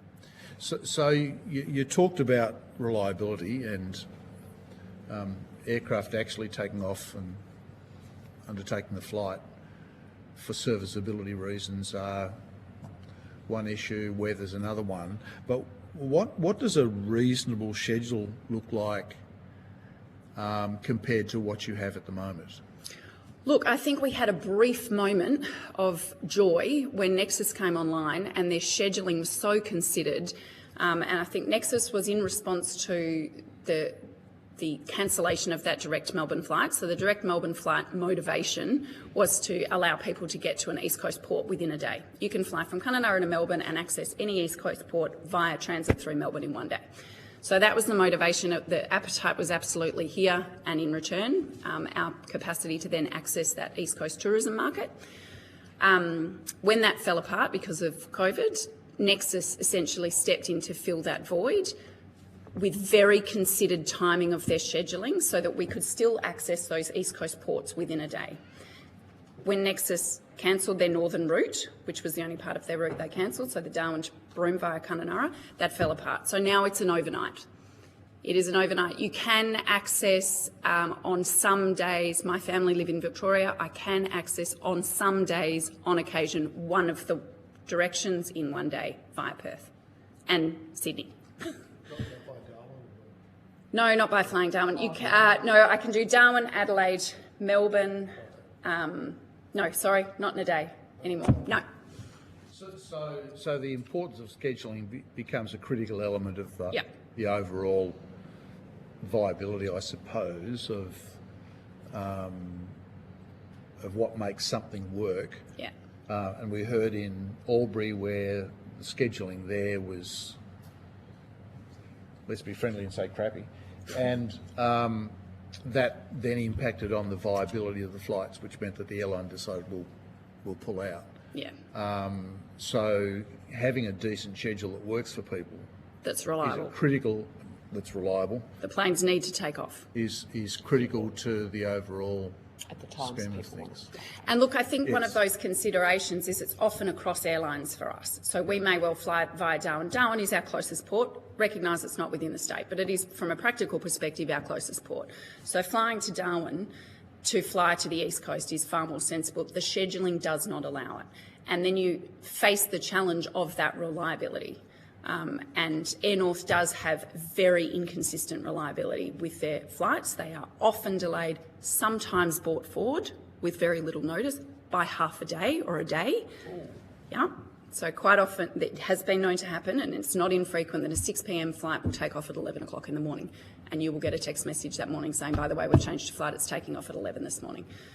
I love those messages. Yeah. So, look, recognising that it is a commercial operation, you know, we acknowledge that every business needs to be viable to be sustainable, but the flow-on effect for that is challenging. So just going to the Kununurra to Melbourne flights, so would it be your view that that route was proven up prior to COVID effectively taking it out? Look, I think as David said, we'd already sold, I think there was 40 flights planned. Yeah. 50% of those seats had already been sold. There was huge support from within the community because it's a regional livability issue as well. So we recognise and understand that when you choose to live somewhere like here, it's a lifestyle choice. So that's acknowledged. But when you get those opportunities presented to you, it's very exciting, and it's a life-changing to be able to fly into Melbourne, equally to attract people to live here. I mean, so yes, I would. The reason I asked that question is based on our conversation with Bonza that we had in Albury, where they opened up routes from point-to-point routes from different locations that allowed people to take flights that they may not have done previously. So again, Albury was flying to the Sunshine Coast where they don't have to go down to Melbourne and then back up, or Sydney and up, or whatever, and they were getting significant loadings, I think over 80% loadings on their flights. So it just contrasts with what's happening with the rest of the airline sector at the moment, who seem comfortable in their skin doing what they're doing, but then reacting or otherwise to any disruption, such as what Nexus might have been considering doing, to open up new opportunities to fly. Look, and I think one of the key considerations in that is it's a brave space for someone to step into. It's unproven and it's unknown. Yeah. So if for an airline, especially a small regional airline like Nexus, but for any airline, it's going to take time to build that market. So having some sort of mechanism in place where it's either the risk is co-shared, I guess, with government for a period of time. And I'm going to say it takes about 5 years to establish a reasonable market presence in any kind of business operation. So for a period of 5 years, having some sort of risk mitigation or comfort around a partnership to demonstrate whether or not that can actually work, whether it is viable, whether there is market demand for it, and so on. Last question from me. The guaranteed price service that we were talking about before with the previous witnesses, what is the cycle, has been the cycle of that program? So is it a 3-year program? The residential fares? Yeah. I think it was, like David and Vernon said, we don't really know what the cycle is. It wasn't prescriptive. It was 12 months, Yeah, okay. I think, and then we were told it was being rediscussed or renegotiated, but there's definitely no surety or guarantee. So from a livability... Budget to budget, moment to moment, pressure from airlines... So nobody really can plan in that sense? Definitely not. Community can't, airlines can't. Events can't. Tourism. I mean, look, it doesn't impact the tourism sector necessarily directly, but yeah, the livability, it definitely does. Yeah, okay, thanks. Thanks, Chair. Yeah, just a couple of follow-up questions there. I was just interested, we had similar proposals from the earlier witnesses, recognising some remote routes as essential services. Have you got any thoughts about how you might go about determining what would be a route as an essential service? Routes as in which ports? Yeah. To access? Yeah. And the policies that might flow to kind of help subsidise or share risks or whatever it happens to be. Look, I think when you look at the Kimberley, the vast expanse of the Kimberley alone, we do have an east and west side of the Kimberley, and I think some things that apply to the West Kimberley, for example, a direct flight from Broome to Melbourne does exist. Yeah. It doesn't necessarily translate to the east side of the Kimberley. So when you look at evaluating the Kimberley and what is an essential service, it needs to be quite a broad perspective. Yeah. From my position, I would say East Coast access is probably our essential route. Okay. Whatever that looks like, because genuinely you can fly to Melbourne, Adelaide or Sydney on any day and interconnect quite easily with those other ports. But at the moment, that direct access to the East Coast is very restrictive. So I would say that. Yeah. And do you have a preferred mechanism that would, I suppose, enable... A direct flight. A direct flight. Okay, so it's a direct flight. A servicing requirement then, Yeah. basically. Okay, yeah. Look, I think... Rather than caps on certain airfares or... I think Senator McKenzie asked the question before to the previous speakers about whether or not Darwin should be included in that regional cap, and which it is currently not. Yeah. So that doesn't apply. And I think to your point, that national context is disregarded when it comes to the regional cap. And for an East Kimberley community, we're 30 k's from the border. Yeah. It's a sneeze away.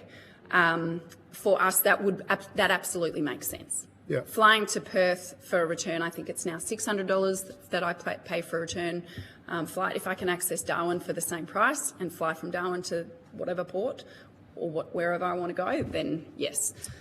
So the regional, or I'm going to say resident fares, I think that they've got some colloquial terms and then they've got official ones. I think they changed with each funding cycle, but across borders would be handy. Yeah, okay. So in that case, it would have to be a federal. I would assume so, or you would have to have the territory government and the state government talking to each other. Righto. Okay. Backup generators going to come on. Someone's turned the water off at the dam, eh? I'll have to keep going. We have to keep going? Yeah. There we go. It's just a brownout. That's what we're So, Thanks, Mr. Bell. so that was going to be my next question, whether it should be a federal or a state issue. Just as a matter of interest, with the so I can see you clearly looking at more access to the East Coast market. With the West Coast market, where you do have this the residence caps, with the two different ones that were explained by the previous witness, I suppose thinking about it from an airline's perspective, their job is just, maximise the present value of future cash flows or profits. So they're going to say, well, if a certain number of people are going to be coming on caps, we can't charge more.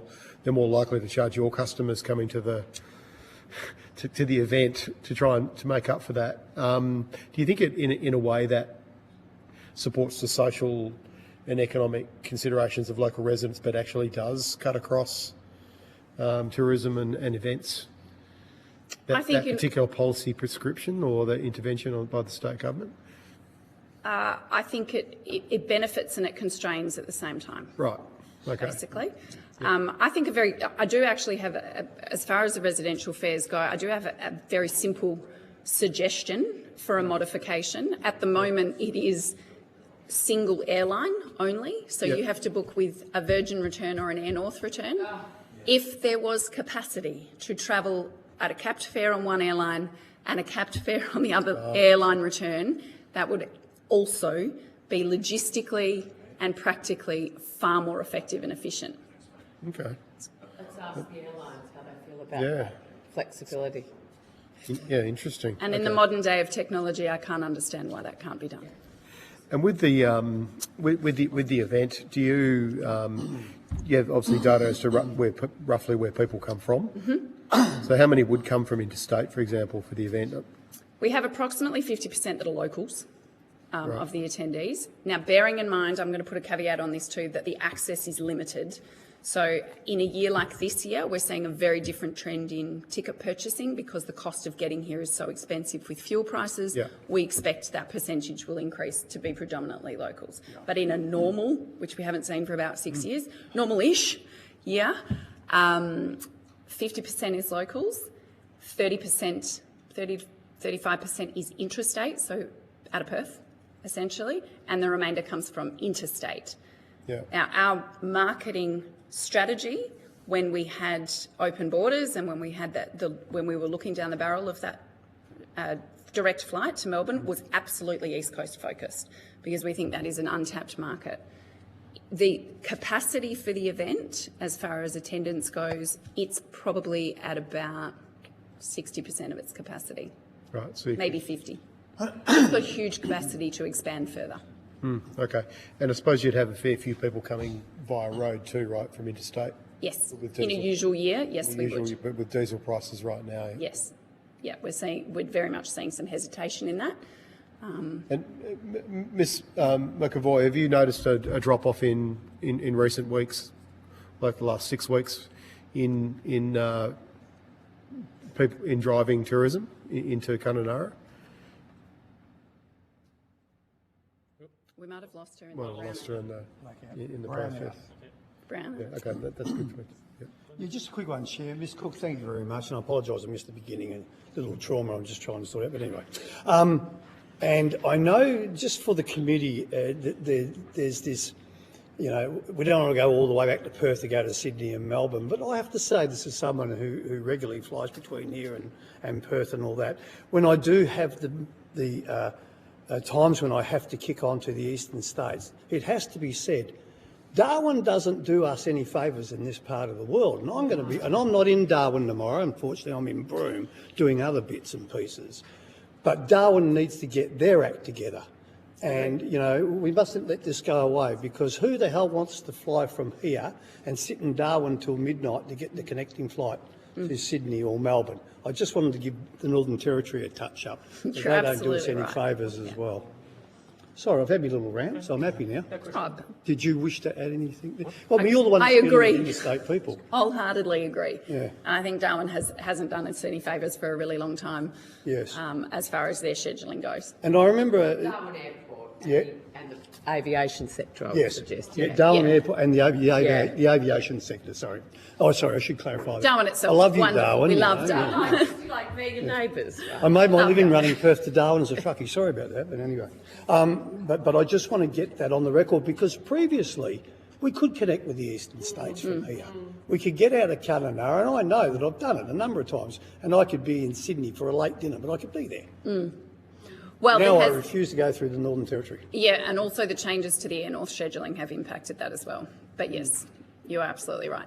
And I think that's just a barrier to people visiting as well. A cost barrier for us going to visit family, a cost barrier for people coming to visit. My mid-70s parents don't want to do a midnight flight. Yeah. I love your enthusiasm. I wish you were here when I was trying to get Chris Christopherson up here. You'd have helped me out. No. Thank you for appreciating It's the other my end. Broome enthusiasm. let me down. Is that on brand? I appreciate your appreciation. Sometimes it's not appreciated. For the record, it was Broome that let me down. It wasn't Kununurra. You are going to attract a certain kind of tourists if you get. Oh, could you imagine? And thank you so much for your evidence. I think you've really been able to flesh out the impact on the event itself. Yep. I was interested, simply because you offered it up in your opening statement, but this just doesn't impact health opportunities. It absolutely impacts education opportunities. And you mentioned your children are boarding, and for everyone listening at home, if you're living in WA and other places, it's not because you're all grammarians, it's because there are no local high schools in so many regional communities in WA. There is one here. There is? It didn't suit the learning needs of my children. Yeah. So just because people hear boarding and think a certain thing. How does that impact not just your family, but I imagine you have a lot of friends who are also had to send their kids away? With the regional capped fares, it has made the access a lot more reasonable. So I have had emergency phone calls saying your son is in PCH with a suspected broken leg, you need to be here tonight. And I was able to jump on a flight. But as recently as last month, I tried to book a Friday flight for a similar purpose, and there were no Friday flights for a month. Right. Out of here. I could not get on a Friday flight with Virgin and therefore couldn't access a return with Virgin on the Monday for a month. So the reduced capacity from, I'm not going to say what the big aircraft was called, I can't remember, but it is now an Embraer. It's gone from a 3x3 to a 2x2. Totally full. So 140, 50 seats to about 76, 80. Yeah, and totally full, couldn't get out of here for a month. Right. Now, in terms of getting kids home for school holidays, I'm very organised and book far in advance, but unless you do that, you are definitely not guaranteed a seat on those planes. Right. At the end of, and the high demand, you know, this dynamic pricing, even within the residents' fares, has also, nobody really knows what that looks like. the transparency. All it says is that in periods of high demand, so we don't know if that is the muster. We don't know. So if the muster is on, is that a period of high demand? So somebody leaving Kununurra, it's the middle of May, it's not school holidays, it's not a long weekend. Does that affect a resident flying? We don't know what that looks like. We'll see in a few weeks' time. But equally, those flights for the kids to come home or for us to access them during the holidays, that is limited capacity. And so there's 4,500 people rock up to this muster, right? We sell somewhere between 11 and 15,000 tickets over the course of the week. And Hansard won't record the surprised faces of all the senators. Very impressive. It's a very significant event that is currently being shackled by Hey, accessibility. now's the time to say it, Ms Cook. I'll have your privilege, shall we? That's right.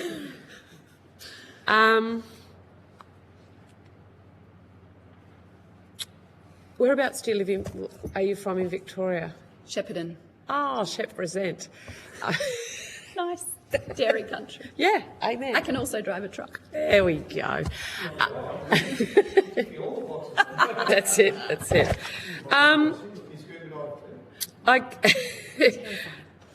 I guess Air North has copped a bit of a shellacking today. Did Rex ever fly in here? Has it always just been Air North and Nexus having a look? I have been travelling here. I've lived here for over 15 years. I've been travelling here. I had a cowboy boyfriend, so 4 years before that, and I think there might have been Rex at that point. We had the other West Australian company that Virgin took over, Bluetail. Yes, Sky West. SkyWest. There we go. We got there. Well done. Right, but so you're serviced by Virgin and Air North through a Qantas arrangement. You can. Yes. Yes. If I may also just relate back to one of the previous questions around that Senator Searle asked around the Air North was 250 through a Qantas Yes. app, it was 900. That's an Air North specific sale that they had. So Air North specifically put that on, doesn't apply to Qantas. So you can book them, yeah. Oh, sorry. But you have to know that Air North exists. So if you go onto Qantas and book it, Because you're going to get some points with Qantas. Yeah. That's the only. Well, and I was going to ask about that because it seemed that you had to, there seems a bit of a stitch up that you need to have this sort of personal relationship with an airline in order to access this fare, which when you are a smaller operator, those frequent flyer membership type arrangements are very difficult to and costly to run. So Air North wouldn't have something similar? no.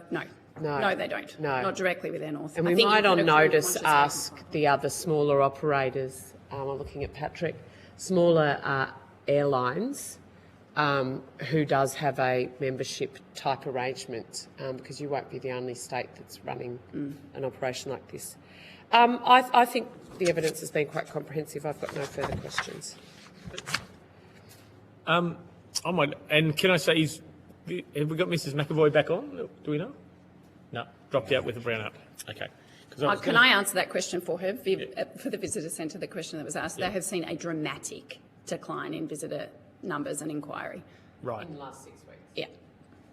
Senator Colbeck and I were out at the Lake Argyle yesterday. We thought it was lovely. Thank you very much. So we just Have complied with some of the requirements. This town's taken a horrible beating over the last 5 years. Hasn't it? We're still here though, still smiling. Yeah, Broom's gone on in bounds because everyone went to Broome, but the sport ended. Yeah, anyway. No, and that's been pretty much my whole term as the chair of the muster. Sorry about that. It's okay. Okay, well, I think we're done. Thank you for your evidence today. If you're taking any questions on notice that you have, please have a response by Monday, the 18th of May. And we'll now suspend for a quick break and return at 10:30. Thank you for having me. Chair.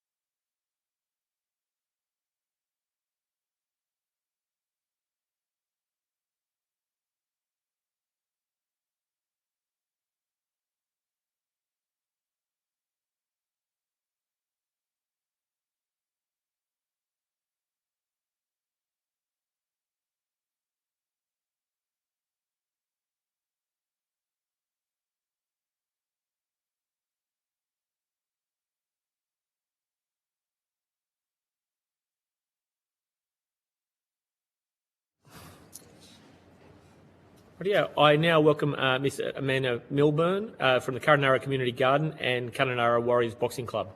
I understand that information on parliamentary privilege and protection of witnesses has been given to you. And for the Hansard record, will you please state your full name and the capacity in which you appear today? Amanda Milburn. I am the Treasurer of the Kununurra Community Garden Kitchen and the Treasurer and Coach of the Kununurra Warriors Boxing Club.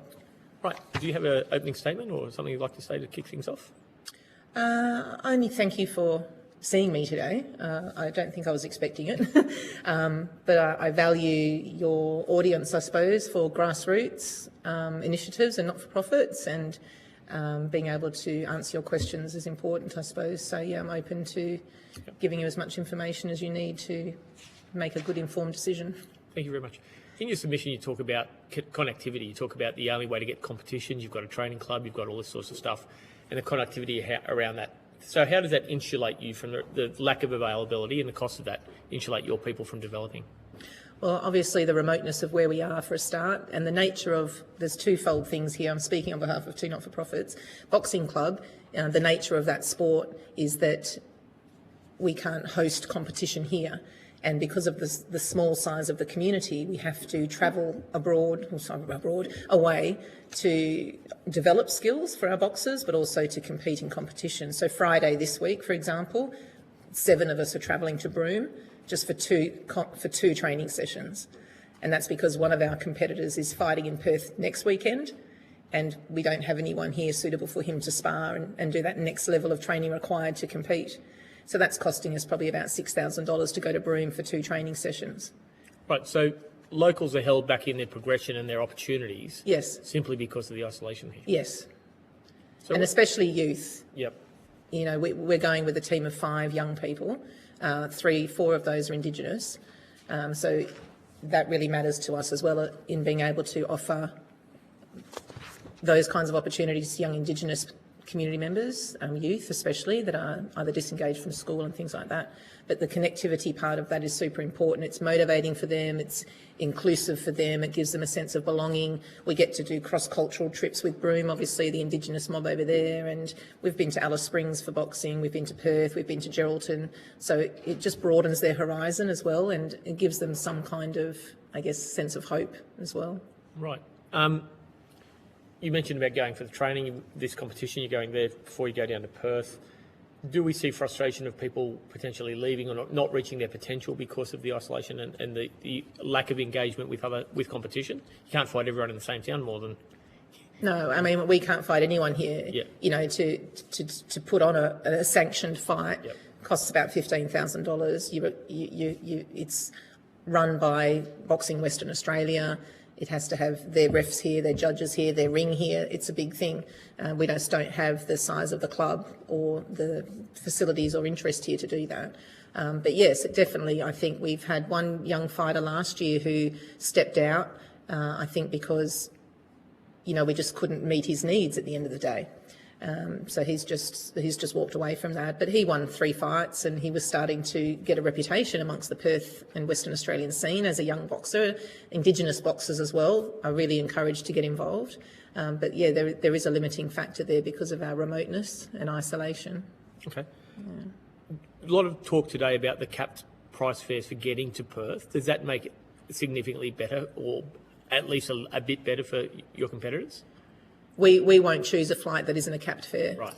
Where it becomes challenging for us in that way is that it ends up only being a Friday or a Monday. Right. And so when I'm crossing over not-for-profits there, the Community Garden Kitchen serves a free feed to community every Sunday. We feed about 100 people every Sunday. And so I'm the head cook and deliverer of that program. So it means I have to juggle a lot to make it happen. And also sometimes we're limited with what we can do in Perth. For example, we're trying to design a training trip to Perth to visit multiple clubs in Perth because we have good relationships and they're really supportive of us because of our isolation. But it means you have to be away, you know, either the weekend, or if I don't want to go on a Friday or a Monday and I don't get a capped fare, so yes, it's restrictive. Right. So, but we just heard previous evidence that for the next, was it month, they couldn't get a Friday or a Monday flight down to Perth under the cap fares, that they were all booked out? Have you ever run into Well, that? I'm organised, so probably I Yep. would book more in advance than that. Right. We've already booked our Perth flights. I'm strategic in that way because I understand that also happens as well. Where does your funding come from for? Sponsorships, mainly for the boxing club, memberships for the Community Garden Kitchen. The Community Garden Kitchen, I've created a fundraising platform at the moment because our funds are at an all-time low and we are at risk and vulnerable. I'm trying to work with other Aboriginal corporations and have discussions about how we can create sustainability on that and embed what we do into their programs, so we can evolve that sort of initiative. But yeah, it's mostly sponsorships. I run the Thursday morning women's boxing club, so I'm a volunteer coach. We coach Monday, Tuesday, Wednesday, Thursday nights, all for free. That's anywhere between, we start really at 3:30 if you like to get prepared, and we don't finish till 6:30, so that's quite a commitment, free of charge. That Thursday morning boxing session for women I also do free, and that's quite a key fundraiser for the boxing club. I think it was $8,000 or thereabouts for the club last year just from that women's program alone. And how many people would say you would normally feed on Sunday? Did you say? Up to 100, 120. The Sunday just gone was about 95 meals. Sometimes we give away a second meal. Yeah. Oh, right, okay. And that's all local produce. You have to fly a lot of stuff in. Or No, that's a whole other story. Tell us that other story. Well, we are in an environment that struggles with food security. Yep. Kimberley Land Council are currently working with Food Bank to try to bring a food bank up here. And I believe that's going forward, which would be great. And that's offering people discounted shopping for some fresh produce. So obviously wet season, our roads get cut off from top and bottom. So we sometimes will see empty shelves in Coles. And then sometimes it's during the tourist season we're cut off because we're busy with tourists and they've bought everything off the shelf. So it's not just a wet season issue. And most of the produce that is grown here is exported away from here. And it's also obviously moving more into cotton. So we don't, the community garden itself is not a permanent site. The dentist owns that. Part of the reason why it's at risk is because he wants to sell 1.2 million, so it's like a bit out of my ballpark for that kind of thing. So again, the nature of the garden as it is more of an educational space. It's not built for huge harvests to be able to inform the community kitchen feeds. But again, that's something that we're trying to work with Wirram Proprietary Limited as well, because they're doing a sort of horticulture program with their people, and there's extra space that they want to offer. But again, seasonal, we're a tropical climate. We don't always be able to grow things that you need for the kitchen. I think the current community garden space is what we're trying to educate people about, because it's very Asian influenced because of the climate, and we do have food all year round in there. Yep. It just might not be a broccoli or a cauliflower or a colder season sort of climate vegetable, but they're highly nutritional, dense foods. Some of those have just failed to be registered as foods in Australia because they're an Indian food and it's very nutritional. So hopefully that will get pushed through with that kind of area of government, I suppose, so that we can get that passed. And that's a multi-million-dollar industry for Australia. Moringa is the name of the plant. But so that's one that we grow here, and we try to get in as much as possible into the meals, because we know it treats malnutrition in India, can cure diabetes. Like, it's a very highly nutrient plant. So yeah, it's kind of one of those things. We don't have the kind of food, especially the proteins. They're obviously the highest cost. We are in a meat-eating community. I've tried lentil patties before and miserably failed. So it's normally beef, chicken, fish. We've got some tourist operators that donate to us leftovers. So there's a lot of food redistribution that goes on. MBL Food and Packaging here, that's where I was before here. Yep. They're just offloading to me boxes of recently expired cereals, juices, you name it. So a lot of what we do as well is redistribute food and items to families and things like that. Someone just earlier today just said that they bought 2 apples and it cost them $7 for something. Well, I tried to buy oranges last week because we always serve a healthy dessert at the feed, not cakes and sugary things. And I think it was $27 for 2.7 kilos of oranges. $10 a kilo. Yeah, it was $7 and something or other, but yeah. So, and I just had to put it back. And when we get charged per item, per onion, per cucumber, put it on the scale, how many one, you're really not getting. I mean, it's quite extortionate, actually. Yeah. Yeah. And that's got linked to travel costs for getting stuff here. and Yeah, stuff I like think that. so, and a little bit of just Coles being Coles. You know, it is a business out to make money at the end of the day. Okay. Senator Wishwater. Yeah, I was just interested in your comments around integrating closing the gap and youth strategies, and what is the connection there between kind of airline or travel costs and closing the gap? I think it's quite a significant link, really. I mean, we do a lot of work with the boxing club. We do a lot of work with PCYC and Target 120, which is Mirrorong Gudgerong Corporation, and their youth program. Woonan have just engaged with us to do work with them. I mean, our reach is quite broad into the community with different programs over the years that we've been going. The boxing club's been going 5 years, and part of that is a lot of it is around discipline and structure.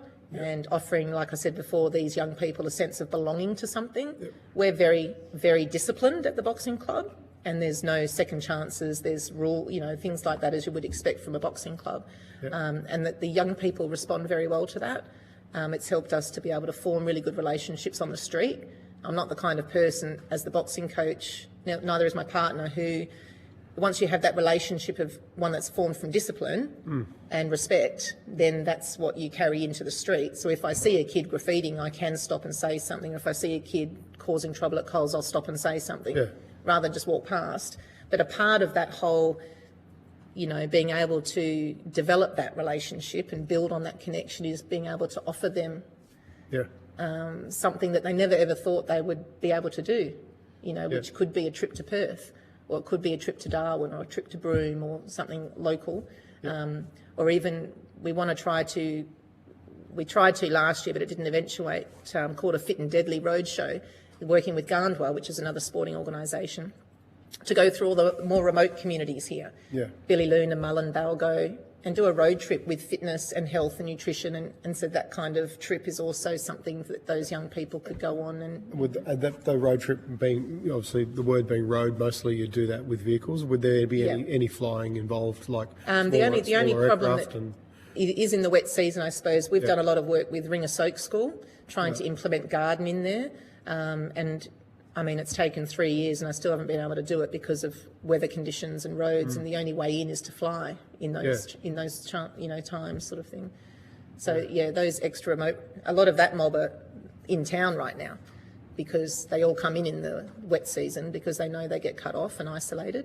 And so it's just about how you support them moving back as well to community. But it's quite a complex scenario because there's not a lot going on out there for them at the moment. But we've done a lot of work we went to Yakanara Community School for boxing as well. We've hit the road with Warman, Halls Creek. I mean, that's all driving. But flying, I guess, is just engaging these young people. We do have quite a passion, I suppose, for engaging with those that are slightly disengaged. Because, they need it the most. Of course. And I know that these young people, they're lacking nurture, they're lacking structure, they're lacking stability. It's quite clear what they're lacking, and we can offer that to them at the club.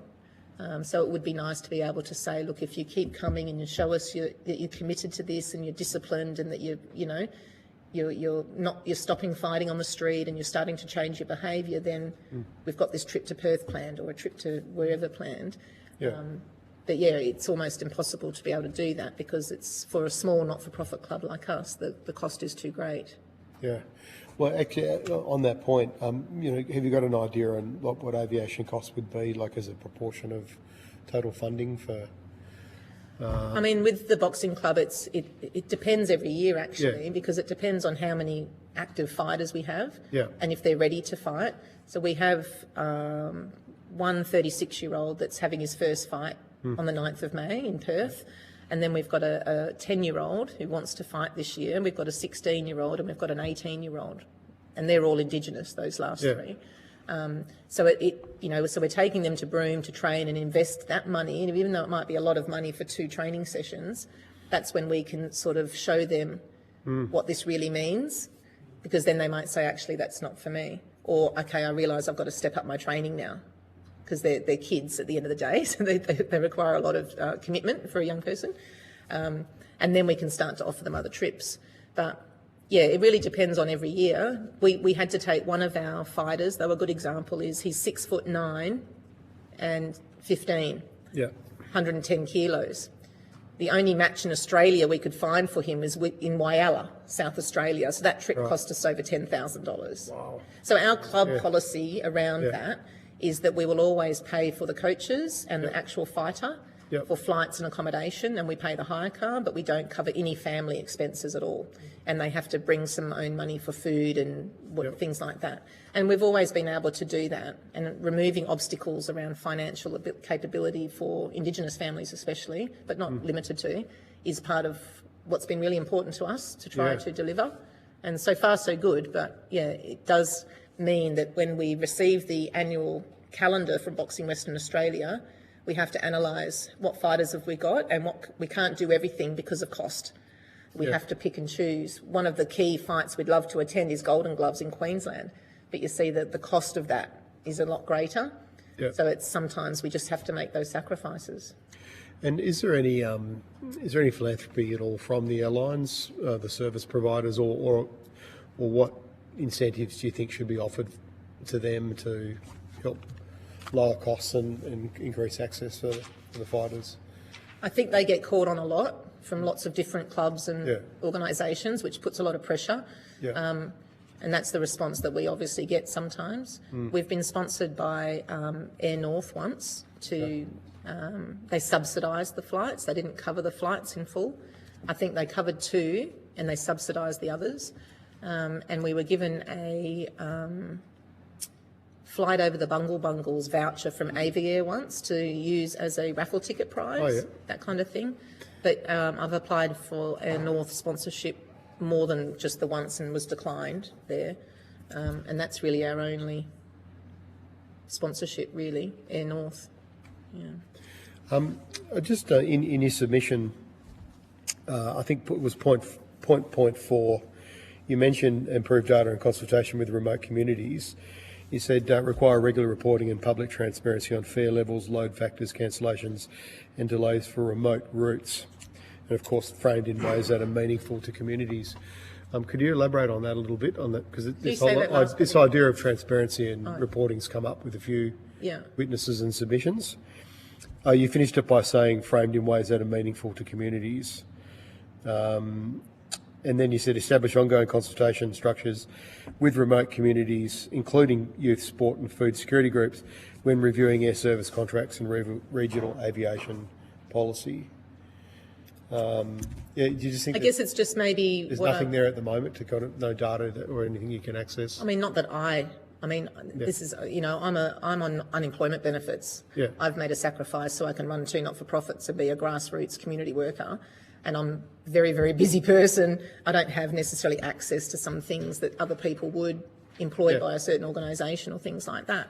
But I guess my point maybe would have been that it's just not to overlook the small grassroots organisations and the transparency about when sort of a higher amount of funding comes in, how is that disseminated and how is it fairly distributed so that everyone gets an opportunity, I suppose. We're working with netball clubs and footy clubs and where there's a lot more people in a team and, Yeah, that makes sense. So it's, we are a small club, but, we don't want to be overlooked, I suppose. On a personal level, thank you for everything you do. Oh, thank you. Sounds like you're a legend.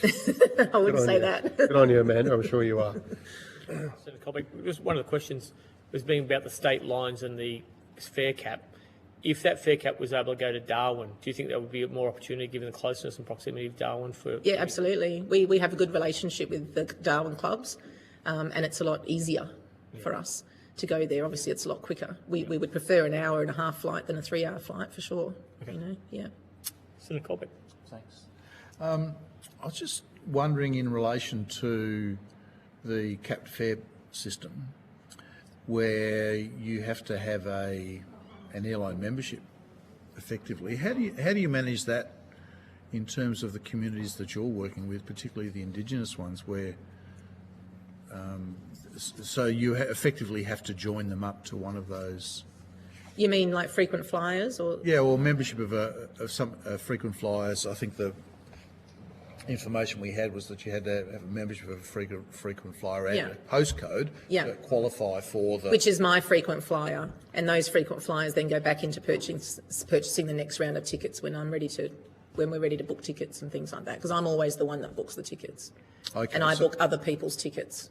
Yeah. Okay, so you make it work by using your frequent flyer number Yeah. to book the tickets and... Yeah, I mean, we don't, frequent flyers is not a lot when you're only flying to Perth and back, if you know what I mean. No, but we're told about the requirement that they must have a number linked to a postcode locally to qualify for the... Yeah, so when it comes to the Venue, yeah. boxing club, I'm always the one that makes all the bookings and reservations. So it always, is under my name with other people there. Right. Yeah, yeah. Yeah, so, I mean, given its...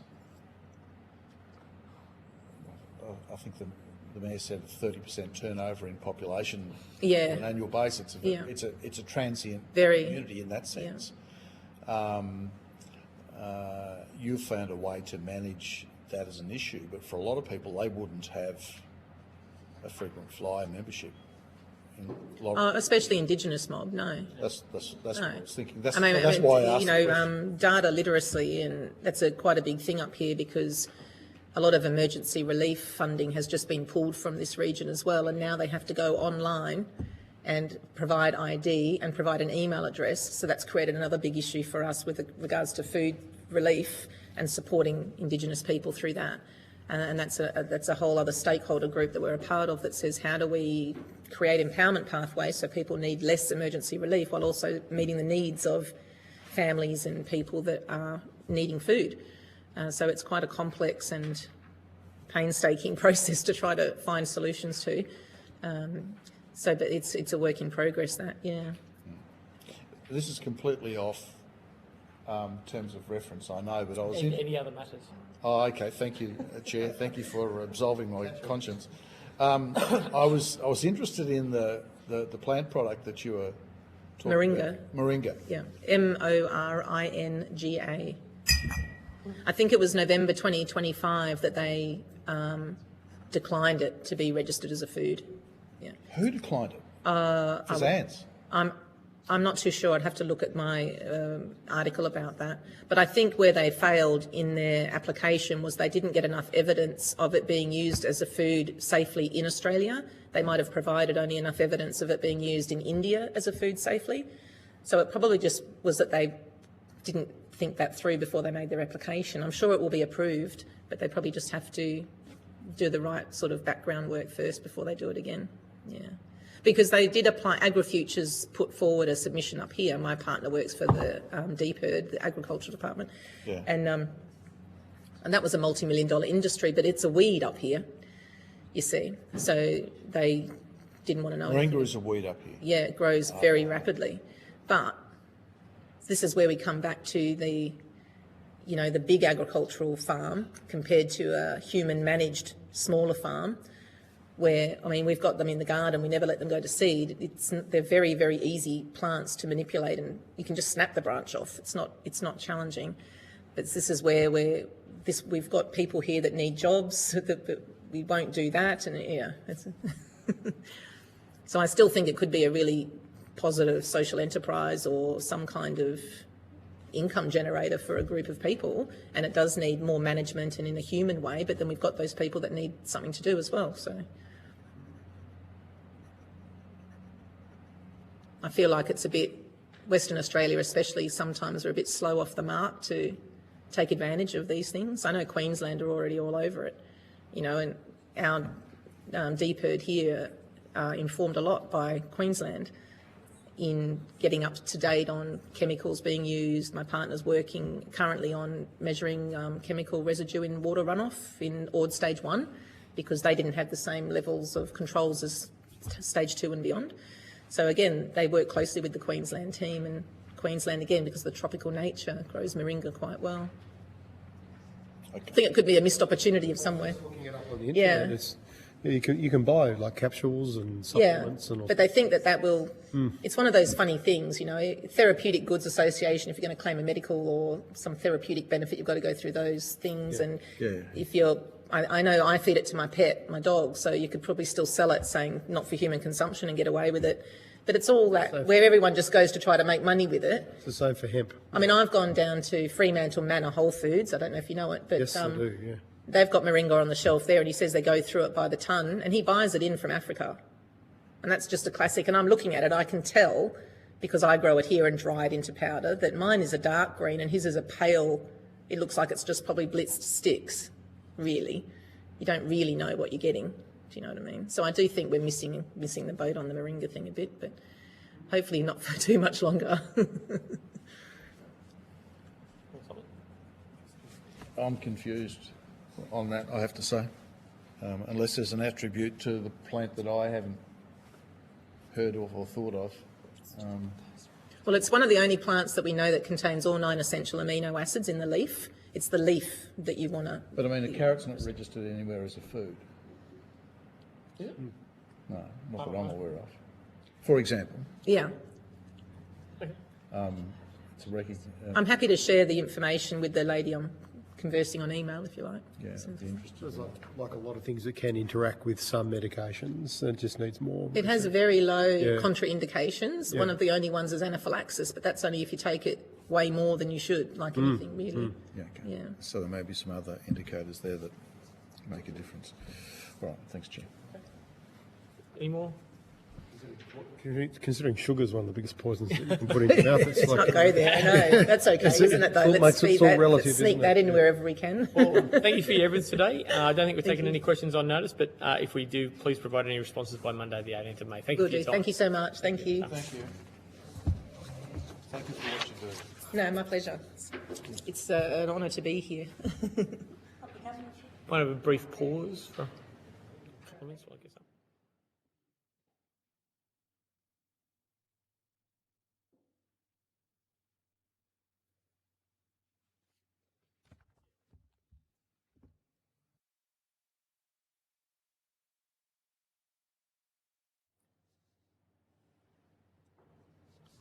I now welcome Mr. Michael McConaughey from Regional Aviation Association of Australia. I understand that information on parliamentary privilege and the protection of witnesses has been given to you. Yes, that's And correct. for the Hansard record, will you please state your full name and the capacity in which you appear today? So my name is Michael McConaughey. I'm the Managing Director of the HMC Group and Co-Deputy Chair of the Regional Airlines Association of Australia. And just to clarify, I am acting as a witness today on behalf of the HMC Group rather than the RAAA. Right. Understand. And for the note, we will be out touring some of your facilities later on today after Yeah, the hearing. looking forward to it. Right. I invite you to make an opening statement. Okay, thank you. Thank you, Chair and Senators. I welcome the opportunity to provide evidence on the practical realities of operating regional aviation services, particularly from the perspective of a new market entrant into the regional heavy transport sector, a regional employer and a long-term investor and business owner in regional and remote Australia. The HMC Group is a diversified regional aviation and tourism group operating across aviation, tourism, accommodation and food and beverage. Across our aviation businesses, we operate approximately 60 aircraft and provide a broad range of aviation services, including regular public transport, charter, emergency services, RFDS support, prisoner transport and tourism operations. We carry approximately 35,000 tourists per year by air, and we employ around 400 permanent staff, which normally increases to approximately 460 during the northern tourism season. 70% of our staff are based in regional Australia, and we operate major aviation bases in Kununurra, Broome, Karratha, Geraldton and Perth, with a number of additional remote bases. We also provide fixed-wing services for the South Australian Police based out of Adelaide. Our aviation businesses include Avia, which is a fixed-wing charter and tourism business operating turboprop throughout Western Australia, and we fly approximately 50,000 passengers per annum in that business. We have Nexus Airlines, which is heavy transport category charter and RPT services, and since commencement of that business in July 2023, we've flown over 300,000 passengers. Helispirit is our helicopter charter and tourism services business, and we fly approximately 40,000 passengers per annum in that business. And the final aviation business is the Australian Helicopter Academy, which is a pilot training school that we set up here in Kununurra to improve the standards of new pilots into the industry. As I said, Nexus Airline commenced operations in July 2023. It is the only new regional heavy transport category airline to have commenced and to continue to provide services in Australia during the past 20 years.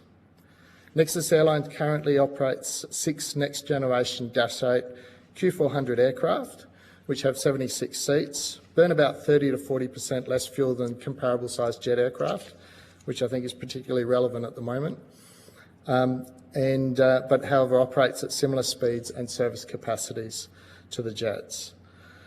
It's well suited to the long and thin regional aviation routes and has significant remaining service life on the airframe. It's the same aircraft type that QantasLink use on the East Coast for their regional services. And as I said earlier, we've flown over 300,000 passengers since commencing less than 3 years ago.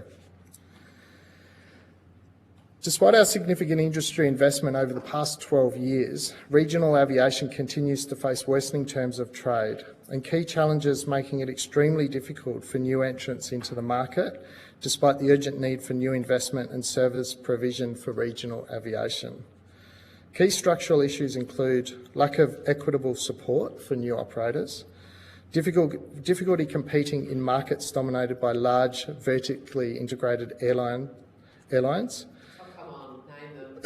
Name it. Oh, you've got Parliament? Name it.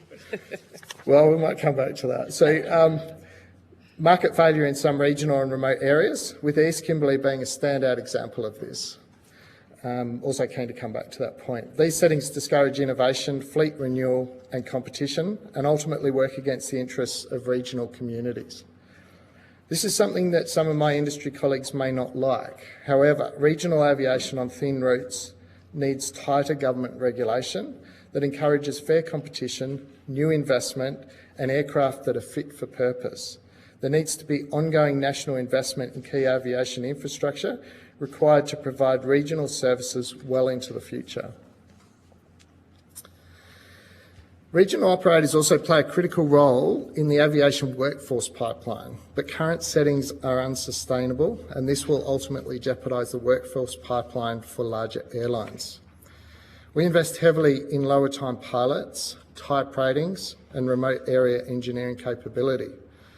Many pilots and engineers are recruited away by the major airlines shortly after qualification, and current awards in industrial settings do not allow for reasonable recovery of training costs for operators such as ourselves. Without reform, regional operators will continue to fund training without retention, will face workforce shortages, and they're continuing to get more challenging. There'll be safety and service reliability risks that potentially could come into the business, and smaller regional operators will continue to contract and leave the industry, leaving regional and remote Australia highly exposed due to the lack of available air services. Jet fuel pricing.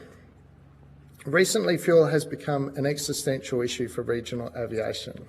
In March this year, we received an approximately a 70% fuel price increase with less than 12 hours notice. Cumulative increases over the past few weeks now have our fuel price sitting around 90 to 100% higher than it was less than 8 weeks ago. Our fuel providers have been unable to provide clear certainty beyond 4 to 6 weeks supply.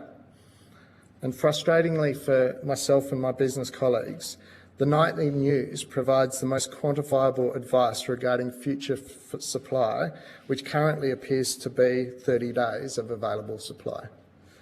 Forward planning for a 60 aircraft operation under these conditions is extremely challenging, particularly when services are essential to remote communities.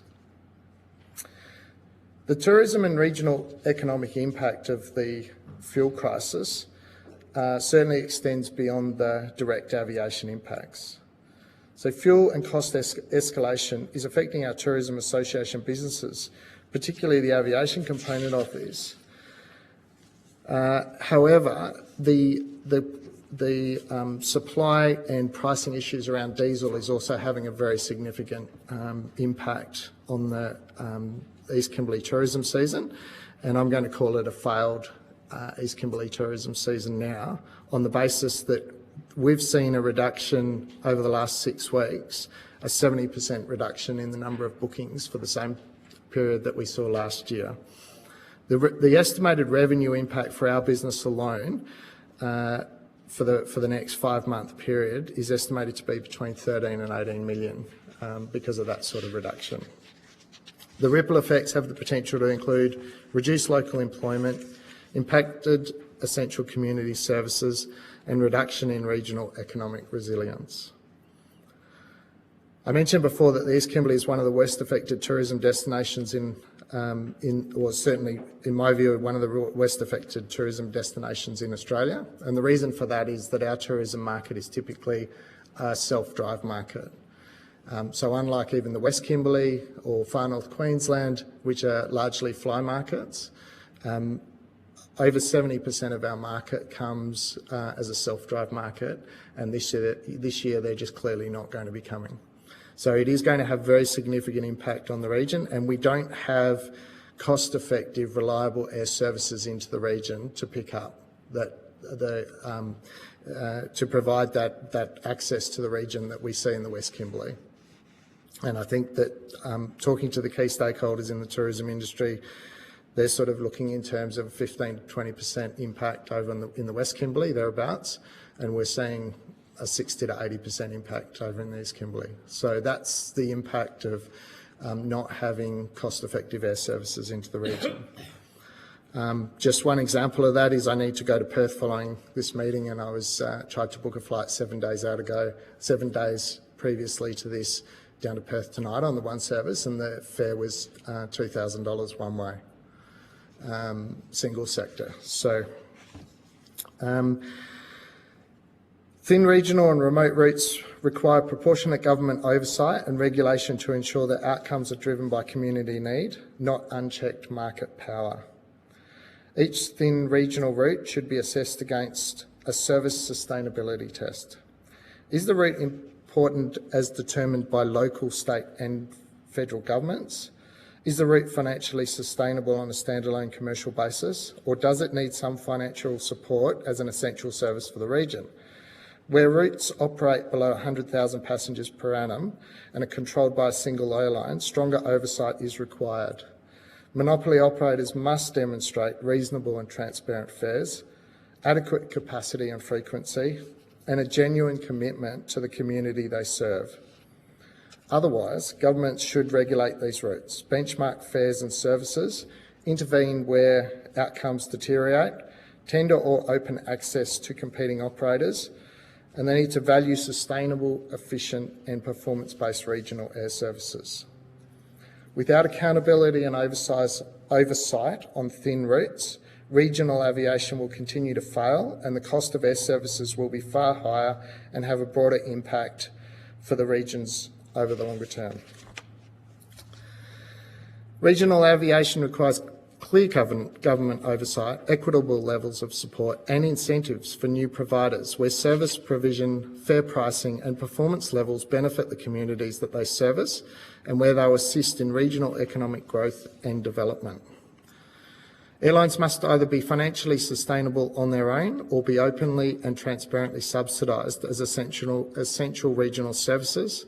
They must also be accountable to the communities that they service and not take advantage of these remote regions, as is currently occurring in the East Kimberley. At the same time, concessional finance and low interest rate loans should be considered for efficient turboprop aircraft as part of a holistic regional aviation refleet program. Monopoly power on thin regional routes must come with accountability and regulation. Finally, regional aviation underpins health, justice, tourism, livability and economic participation in remote Australia. If we want reliable, affordable air services, we must reward efficiency, not incumbency. We must understand the critical importance of cost-effective and sustainable air access and connectivity for regional and remote Australia. and hold monopoly operators to account on thin regional routes. With fair, equitable and consistent policy settings that are there to support the airlines, the airports and the communities that they support, regional operators can and will deliver sustainable outcomes for regional communities. However, change is required to achieve this across regional Australia. Thank you. Thank you very much. Part of being chair is the privilege of asking some questions first if I want to, and I want to before I throw you to Senator. Just on facts at the moment, won't get into deeper reasons. 60 aircraft, what's the breakup between fixed wing and rotary that you have? So it's about half and half, Right. but it's slightly in favour of the fixed wing, but they vary from 2-seat helicopters right through to 76-seat heavy transport category. So the Dash 8's the biggest one? Yes, it is. And in your helicopters, Robinsons through to Eurocopters? Or? Yes, correct. We've got a Eurocopter, B3 Eurocopter, yep, and a number of Bell jet ranges, long ranges. Okay. And you spoke about the refleeting options there, using the Dash 8s, as opposed to the Saabs within the turboprop area. In the new market, there are really only ATRs, though, currently being built out there in the world, aren't they? That's correct. That is correct. I think the Saabs, they ceased manufacturing Saabs in 1999. You need historians, not lamies on those. That's correct, yeah. And but the Dash 8's are a very different story, particularly the Q400s, where they only stopped manufacturing them in 2019. So they've got 20 years of life ahead of them. Yep. They're a very capable aircraft that they are available on the world market. And, the cost of a Dash 8 is roughly sort of 10 to 12 million US dollars at the moment, compared with buying a new ATR. Obviously, you can buy second-hand ATRs as well, but it's very difficult for regional aviation to be covering the cost of a $30 million new aircraft. Yep. So, sorry, how many Dashes did you say you have? We've got 6 at the moment and looking to, hoping to expand the fleet, because you do need a certain scale to make it viable as well. Right here.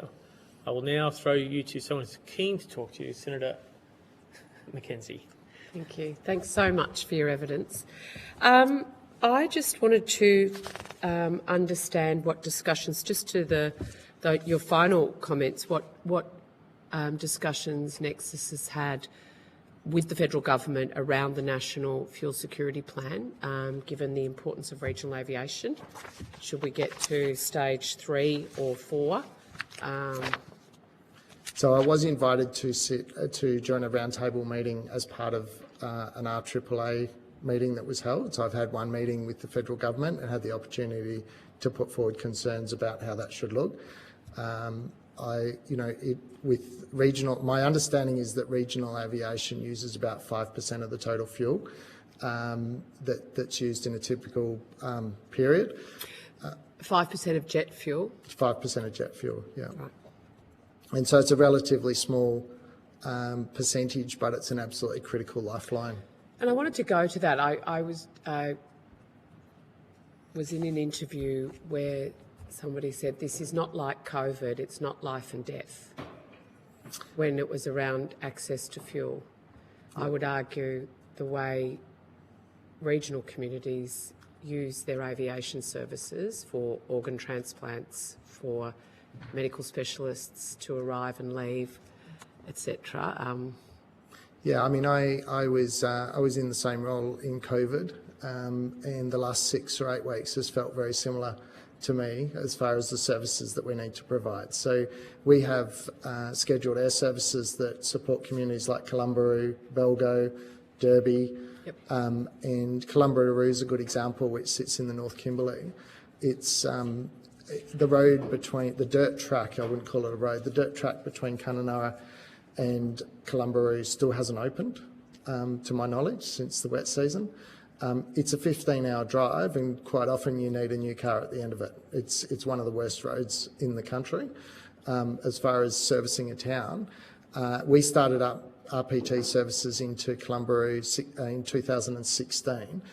Prior to that community was serviced solely by charters, air charters, and you could literally go out there and there'd be aircraft lined up where they'd flown 1 or 2 people up there.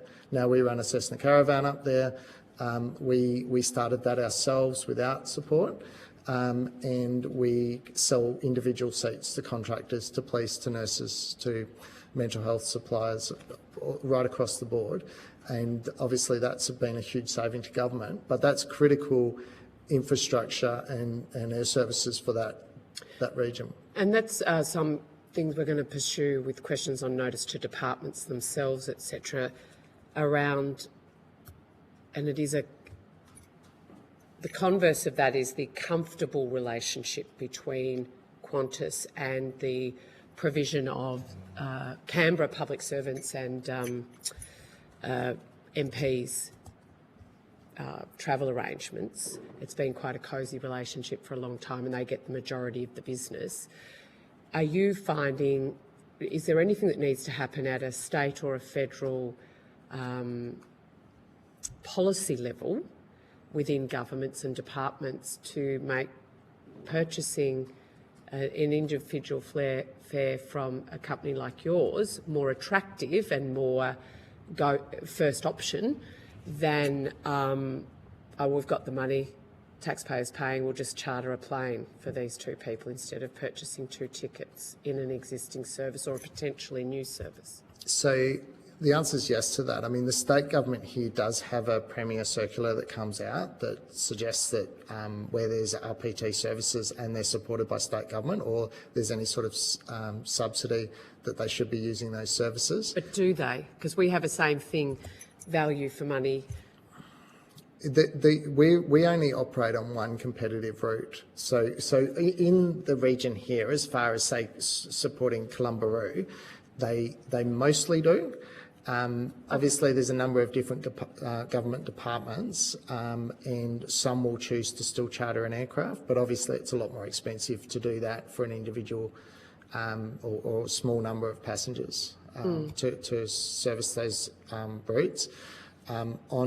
We service a regulated route up the west coast from Geraldton as a milk run all the way up to Broome, and there is we don't have competition on that route, and there is a Premier circular encouraging government agencies to support that service. But do you have any? So your evidence is that where you are flying a regulated route, governments access your services over chartering. You get the majority of the business. I think that's correct. Yep. Yes, okay, in Western good. Australia. Where there's a state subsidised route, I think that is the case. Okay, we'll check with the department. We heard evidence that your Kununurra Melbourne direct route was really looked forward to by this community, and just wondering when you plan to launch it. So there's I've got quite a bit of scar tissue from the work that I did around that over a 5 or 6 year period, and so it was a real challenge, and there were some stakeholders that didn't want to see it happen, which made it even more challenging. But having worked, who were those stakeholders? Look, I think there were at the time, and there were different people in power, but I think state government had some concerns around that at the time because they wanted to see the tourism market access through Perth. Oh, right. They're not the stakeholders I was thinking of. No, so that was that, and obviously that was some time ago. So we're talking back in 2016, 17, 18, 19. It went on for years, but I mean, after a lot of I did this in a voluntary capacity as my role as chair of the East Kimberley Marketing Group, and after 5 years of travelling around the country and meeting with the airlines, we did encourage Alliance to fly that, and we worked with Alliance Airlines to get a code share with Virgin, and we got it on the global distribution system in May, June 2019. And we had 1,000 seats underwritten by one of the overland touring companies. And it was for 43 flights over the tourism season of 2020, and approximately half the seats were sold and accounted for by mid-March, and the flights weren't starting until I think it was the 1st of May, and so it would have been a game changer for this region. And then COVID hit, so I was nearly as devastated about that as I was the impact of COVID on our own business, which nearly sent us to the wall, mind you. I will say one of the things that saved the tourism industry in the East Kimberley was the work that the state government did with Virgin in bringing in 5 737s weekly into the region and having airfares that were somewhat competitive with other destinations like Broome and some on the East Coast. And we did... But I've got limited... Just with the Kununurra to Melbourne. So it was all tickety-boo. Ready to go. The demand's clearly there, as your evidence shows. Back in 2019 and 20, it was clearly there. And it's not there now, or just isn't on the radar for... I mean, I think it's there now, but I think we've got some lower hanging fruit. Oh, okay. I mean, I think the lower hanging fruit is the cost of the fact that I need to fly to Perth tonight, it's going to cost $2,000 is a problem. The fact that... could Nexus fly from Kununurra to Perth? We can, but it's a long way in a Q400. It's not a fit for purpose aircraft for that sort of route. What we can do is fly from Darwin to Kununurra and to Broome, which is what we did for 2.5 years. And we did that because of the cost of flying through the Kimberley was a monopoly situation that was unchecked, and the cost of the airfares were incredibly high. And community pleaded with us to come in. We came in. We grew the market by around 30%.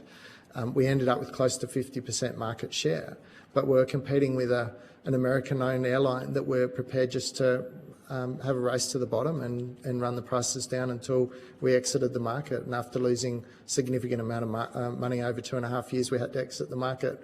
The prices have gone straight back up again. Yeah, we see. So, I mean, I think that Western Australian state government probably are one of the leaders as far as regulating routes. I'm strongly encouraging them to look at regulating this route. One of the challenges is that it crosses the border, but there's a market. The market forces will sort that out because. You're talking about the route is Darwin to Kununurra to Broome. We did that in reverse. So we based aircraft, our crew, permanent pilots, engineers, cabin crew in Broome, and operated that service. It was a preferred service. I think social media, a quick search of social media will show how much that was appreciated. This is not, I'm saying this as much as a business owner in the region and someone who's trying to retain staff as I am as an airline operator. Whether Nexus Airlines gets it or Air North keeps it or Virgin, Qantas, it doesn't really matter. What it needs to be is a regulated route so that there's some sort of control over what it's costing to fly. And when I first came to this region back in the mid-2000s and ultimately moved here in 2009, we had a staff of about 30 contractors where we developed and built freshwater apartments just next door to here. Lovely. That was about a $30 million development that we did, and that's what brought me to the region. And we had those staff all came through Darwin. That was an easier way to access. It was much more cost effective. Very few people come into the East Kimberley now via Darwin because it's just too costly. Before I pass on, we'll come back. Privilege again here. When you go that route that you took on and did that, what are the landing costs? We heard different stuff about airports landing fees and the cost of that. Darwin's an expensive landing place by itself, isn't it? Look, I think a number of the northern airports are fairly expensive. I will say that Darwin Airport, Broome Airport, with the two private airports on that route, we're very keen to see Nexus succeed there. Right. And so whilst there wasn't direct support around necessary fees, they were certainly keen to see us support, and we worked with them on some marketing campaigns for the regions, that sort of thing. So I think that... So they didn't cut their fees at all? No. Okay. Senator Wish-Wilson.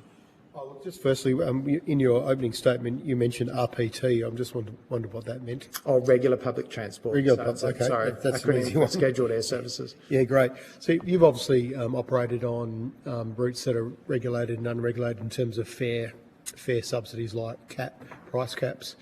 How do those kind of things affect airline behaviour?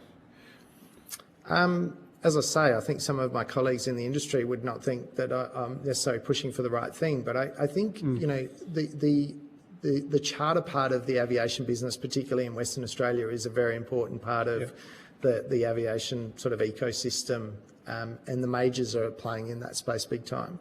But when they are playing. They are. So they do a lot of FIFO work, both Virgin and right, Qantas out of Perth, for example. Yeah. And we're doing more and more charter services. But when you do a charter service, you're actually tendering for that work.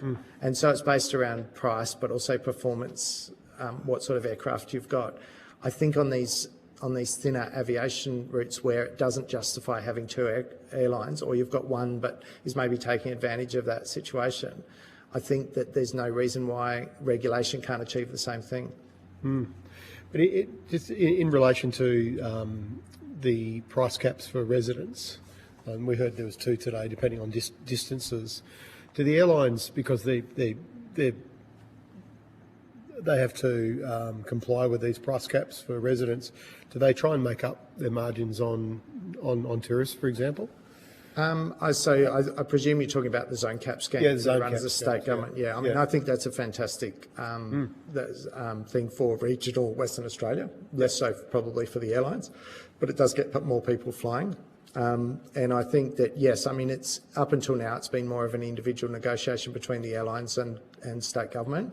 There's some changes that are coming through for next year, but I still think that it creates demand, and I think it's part of the overall yield management for the airlines, but they're still trying to maximise the returns. And I think if you compare some of those fares, even with state government subsidies, it's very hard to justify some of the fares that are being paid. And I can't for the life of me understand, having operated on, say, this northern route, I can't understand how the airline's justifying some of the high-cost fares, because it's actually encouraging people not to fly and encouraging them to drive. And when you live in a place like Kununurra and it's 1,100 kilometres by road to Broome and it's 900 kilometres to Darwin by road just to get to the next port, it's not a good scenario.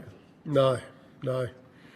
Okay, thank you. I was just, certainly the submissions have made it very clear the economic and social benefits of having those capped fares for residents for different purposes. But I was just wondering how the airlines. So based on what you just said, then, so the airlines have these capped fares for residents, but then they can seek additional funds from the government because they have to comply with those capped fares. So they get direct subsidies from the government. So it's a program with the state government around a partial contribution from the state government. I think that's that program was, and I don't know the exact numbers, but I recall it being initially about a $40 million commitment. I think that's grown to a $100 million commitment. Yeah. But I also think it's changed the livability of regional Western Australia for the key ports, and it's very, very hard for a business like ours. Like, we would employ 150 to 200 people in this region. And it's so costly for people to live here. One is to find housing to then live here, but if they have to pay $4,000 for a return trip to see family, to go and see a sick parent, they just do not last. Yeah. So how do you balance the? Do you consider that a long-term program or subsidy from the state government? I certainly hope so. You hope so? I certainly hope so. Yeah. And I think in a state like Western Australia, which is equivalent of sort of Victoria, New South Wales and Queensland all together, with one sort of capital city, I think it's really essential that it does keep going. But I commend the government, state government, on that program. So when you're calling for, as you said, it may not be popular with some of your industry colleagues or competitors, call for more regulated routes or services. What other kind of regulations are you referring to there, or any potential other financial subsidies? Or are we talking about service delivery commitments? I think it depends on the route. I mean, I think a route like this, the Kimberley route, doesn't need financial support from any government. It just needs regulation. Right. Can you, for this committee, tell us the difference? Yes. Yeah, sure. So granular detail. Okay. So I think, once again, I think that it's something that Western Australia does reasonably well compared with some of the other states. I think Queensland probably does it. I'm not so familiar with Queensland, but I think that the opportunity here is on on a thin regional route where you've got less than 100,000 passengers per year, the route is exposed to having monopoly airlines come in and take control. Yep. And obviously we've seen across the country where this has happened with some of the bigger airlines and even some of the smaller regional airlines, where they've taken advantage of regional communities because they can get very high yielding routes. What regulation allows, whether it's state government or otherwise, to come in and actually tender that route out for airlines to competitively tender for or compete for, and that is around what the price might looks like, what the frequency of service looks like, and what the performance of the service is as far as on-time performance and number of cancellations and things like that. And so it holds the airline to account, but it also means that airlines can compete. Rather than us trying to come in as a new entrant, where you can see where a route's failing and there's market failure, so that's been our focus. You come onto the route and straight away your competitor just drops the price by a significant amount of money and just holds it long enough to get rid of you. And we've seen that happen on the East Coast. So those tenders would come with a set contract time or duration? Yeah, typically it's sort of 3 to 5 years. Okay, that makes sense. And it allows the airline to invest in the infrastructure required. And I think as part of that regulation, it shouldn't be just about the cheapest. It should be about a sustainable service. So reliability, the right equipment. Yep. Because I think the problem with the cheapest service is we're going to be stuck with subs for the rest of time. And at some stage, we're just not going to have replacement. Well, on that, my next question was on that issue, because we had the same discussion in Tasmania, in northwest Tasmania, with some operators there who said if we had access to, and I think you did touch on this in your opening statement, Michael, if we had access to low interest loans or no interest loans through some kind of revolving facility, federal government or otherwise, we could buy an aircraft that was fit for purpose that would be so much more efficient, and we could absolutely profitably do these routes overnight. But we need a new aircraft. Yeah. How much capital, for example, would your business, if you had access to that kind of no interest finance, would there be much upgrading where you are now, or do you see other businesses taking up an offer like that to get better aircraft? I mean, I think there's been a missed opportunity with supporting one regional airline with old equipment to the extent of hundreds of millions of dollars. Yes. I think really? Choice about that. Yeah, so I think that in sort of answering your question, I think that there was I think the government's done the right thing by supporting REX to a certain extent, but I think as the one panacea solution, there were a number of airlines, and I was part of the RAAA that put forward solutions around, a multi-operator solution, and I think it was a better way to go because it de-risked it for government and regional aviation across the board, but it also meant that there was other capacity available. Whether it was enough to cover all the routes, I sincerely doubt that. Yeah. But I think it's important to see that REX continues. But I think as just the sole operator to just get that support, and then as a new entrant bringing in far superior aircraft worth considerably more that have got much better performance, and get zero support around that doesn't make any sense to me if we're looking at a solution for regional aviation. So just a last question on that, just whether you have any views on, was that why Bonza went under, do you think, because they just needed that support initially, or were there other factors? Look, I'm hesitant to comment too much about Bonza because obviously there are a number of issues there, and I'm not too well briefed on it. Okay. I think that Bonza, my understanding and my read of it and understanding of the industry is they came in with the wrong aircraft type, and that might have been a funder-related issue as much as anything else. But I think that the routes that they were operating to come in with the aircraft that they used was probably the wrong aircraft. Okay. But it's also very challenging if you're going to be competing with the majors, and there's unchecked regulation around that. So, I mean, we're going to be stuck in a situation where we've got two main operators and one or two regional airlines for the rest of time, unless there's some sort of oversight and policy around attracting new investment and operators into the region. Because where we've been, we're still hanging in there, and we are getting some state government support on one of our Nexus routes, where we've started a new service that's supporting the Pilbara from Geraldton and from Bream, and I think, you know, hats off to them, and there's local government support there as well. So that's been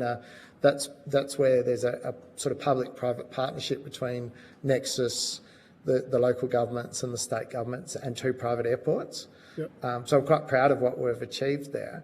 But I think when you look more broadly across Australia and regional aviation in Australia, I think that there's some routes that just need regulation. So you haven't got 2 airlines competing for a route that will only support one. But if you've got one operator there, then they're getting sufficient revenue to have you know, upgraded equipment and the right fit for purpose aircraft, then that's good. If you've got a regional route that can't support that, then there needs to be some sort of funding support to make sure that you can still provide that critical service. And then it's a question of what do you need to actually have the right hardware on it as well. So and if you mentioned state and local governments there, but if you're, for example, you made comments earlier about the need for with better services from Darwin. Do you think this is a federal government responsibility or joint?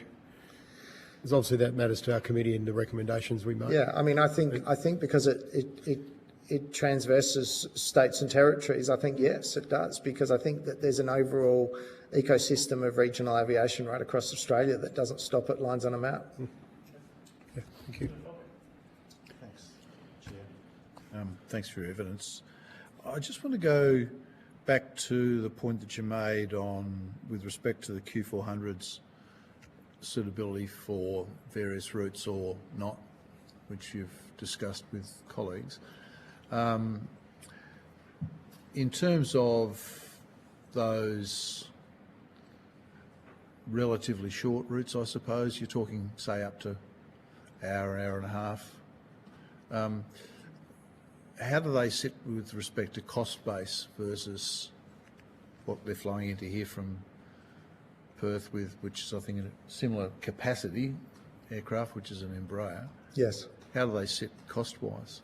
So, I mean, the Embraer is a great aircraft to be flying from Perth to Kununurra. The only thing there is that it hasn't got enough capacity on it for a route like this, and that's one of the things we've seen in Kununurra, where we've gone from 737s to E190s. We've gone from 800 seats approximately to sort of 350 seats from Virgin alone, is my understanding. So there's a real capacity issue. Yeah, which impacts on price at the price. Because of demand. And the other thing is I've got an office in Perth, and I've got about 60 or 80 staff down there, and I'm travel almost weekly. I cannot get a flight on a Friday or Monday unless I'm booking weeks in advance, because there's just no capacity left on that. So it means that I'm travelling on a Saturday or Sunday or during the week, which I can't afford to do because they're $1,500 to $2,000 fares. But to answer your question, the Dash 8 Q400 aircraft is a far superior aircraft for flights of 45 minutes out to an hour and a half, because it's a lot more efficient as far as launching the aircraft. So you use a lot less fuel. The engine cycles are a lot less than on a jet type aircraft as far as cost goes. So there's a sweet spot for them up to a couple of hours flight, and then it's more efficient for the jets to be doing that. Okay. You talked about 100,000 passengers. You say is sort of up to about that is where consideration ought to be given to making it a regulated route. And if that's about the capacity of this market now, which is what we heard earlier in the day, how do you transition away from that without getting into some of the same sorts of issues that you've faced on the Darwin through to Broome route? I mean, I think I don't know if there's any magic number. My understanding is that might even be a number that's used by a Department of Transport, but I'll let them answer that question.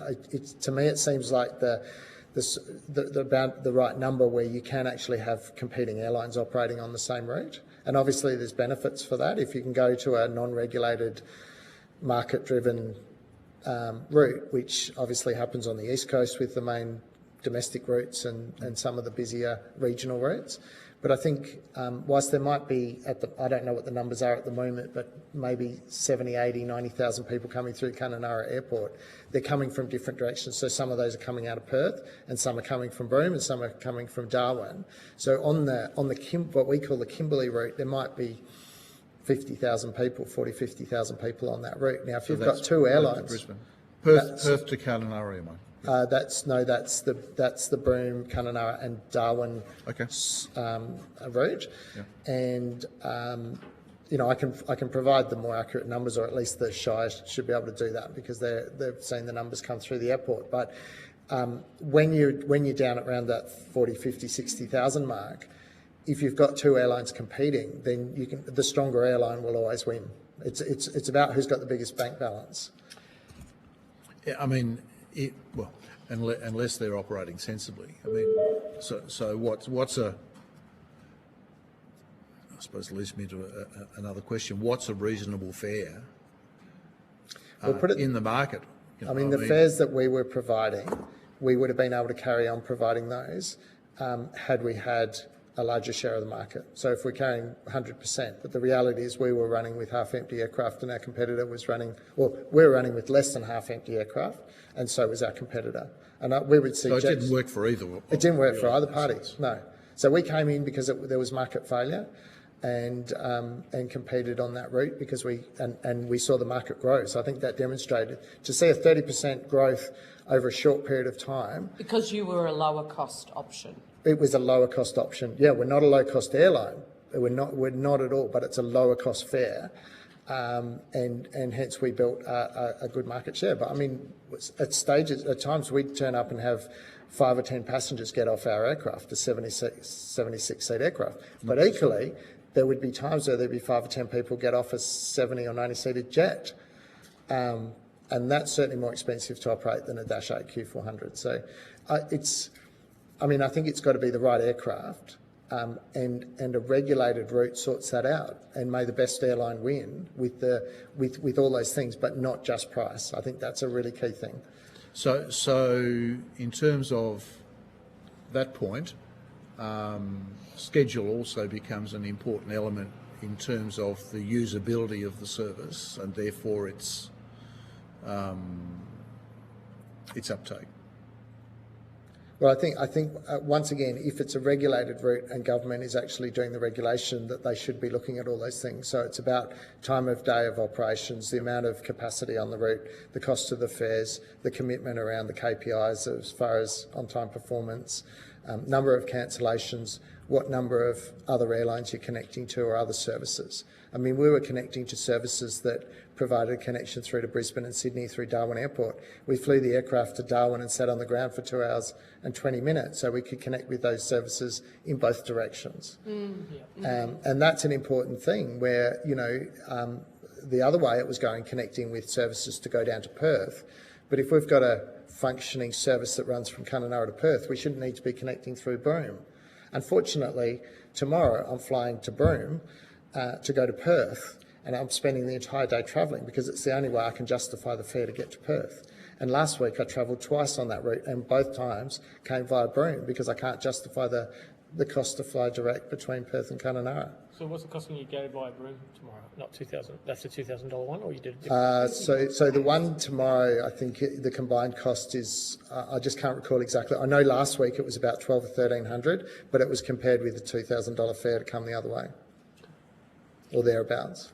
So what is a sensible fare from here to Perth? I think that the best benchmark for that would be looking at fares between Broome and Perth. Obviously, you've got two airlines flying there, and there's more capacity, and there's some FIFO work that's supporting. But saying an answer. It's about a 20-minute difference in flight time.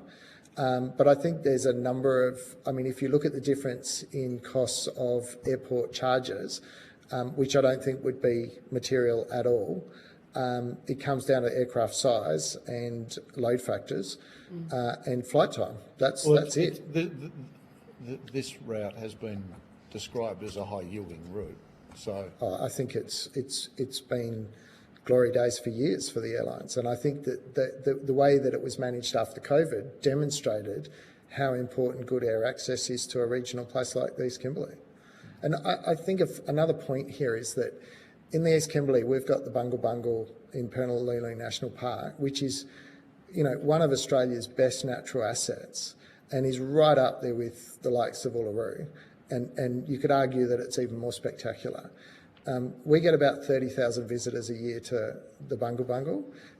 They get over 300,000 visitors a year to Uluru, and it's because of air access. And I think another comparison is looking at fares between Melbourne and Cairns. There's about 100 kilometres difference in actual direct flight distance between Melbourne and Cairns and Perth and Kununurra. So I think that what we need to do here is governments need to work with the airlines on both routes so we can get access coming from the East Coast through Darwin and we can get more cost-effective fares and capacity out of Perth. And it'll be a game changer for this region. But at the moment, we're looking down the barrel of a failed self-drive tourism season. Nobody's coming here on a flight because it's just too expensive. And what would that usually the contribution locally be of your tourist season? For our business? Well, would you have a way to quantify that? Well, for the region or for your business? For your business? For our business, it equates to about 20% of our total revenue. Right. But it's in the order of 20 to 30 million. Yeah. And you're calling it that it's a failed tourist? Sadly. Yeah. And I think it's important to do it early because if you don't, we've got to manage and mitigate costs. Otherwise, it becomes a matter of survival for the business. I just wanted to ask a question about the regulated routes, and I think sometimes that becomes a conversation about state boundaries, because why wouldn't you be having a more creative approach to connecting regional capitals or doing milk runs, not necessarily contained within state boundaries? You're on this NT's 30k away. Yeah.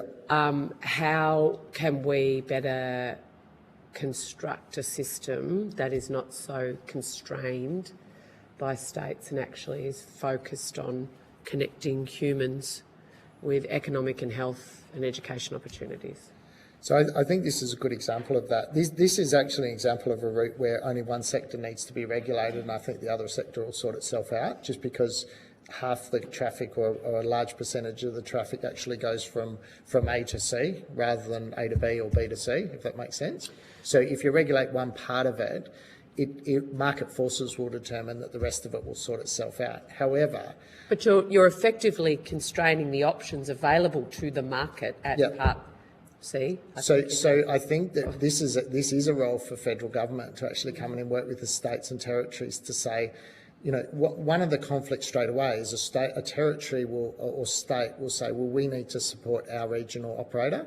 So we'll give typically tenders like that, or we'll have a percentage benefit to the operator from that state. I think where you cross a border, that needs to go, and it needs to be based on the merits of the route and the operator, and so it's really federal government working with the state and territory governments to say this is a critical air route. So now we need to work together to make sure that this is supported under fair terms, equitable terms right across the board.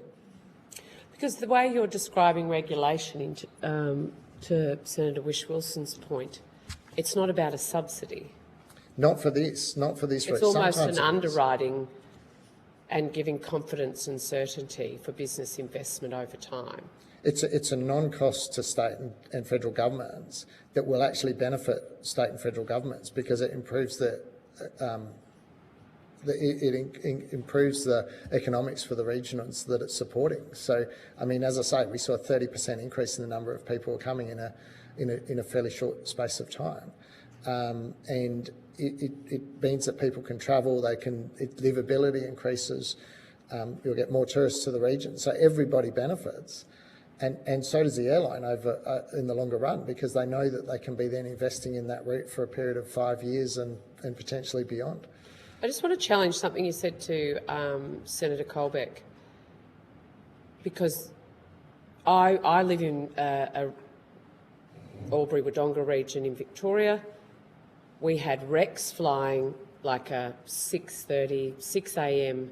down to Melbourne, back, which I'm assuming they're bringing our specialists and our allied health people in, ready to start work for the day, and then there was a return flight down and back every day,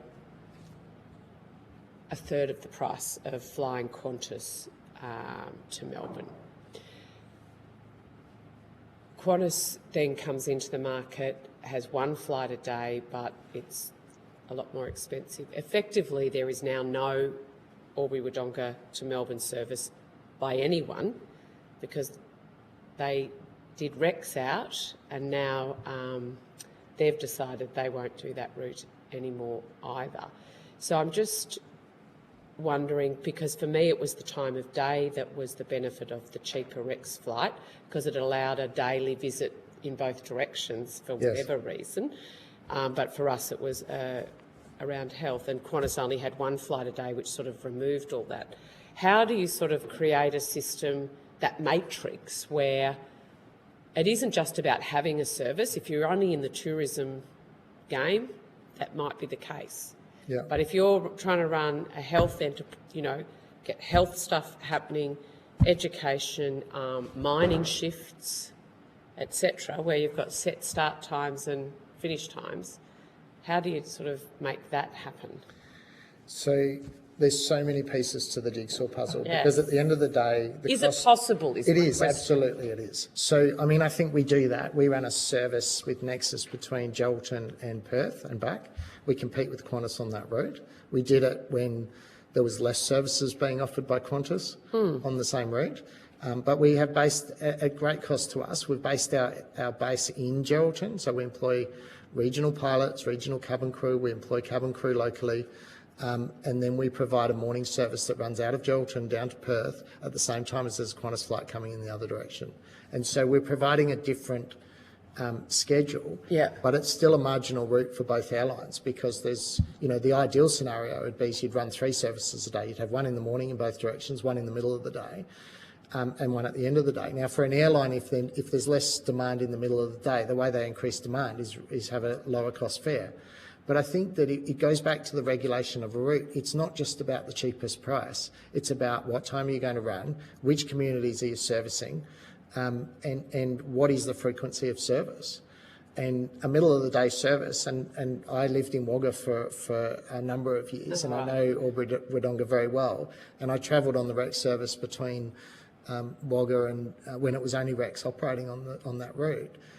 Almost weekly for many years, and it's a critical service for businesses in those regions. We're running a national commodity importation, agriculture importation business from Wagga, and we could do it because we had air services in another region.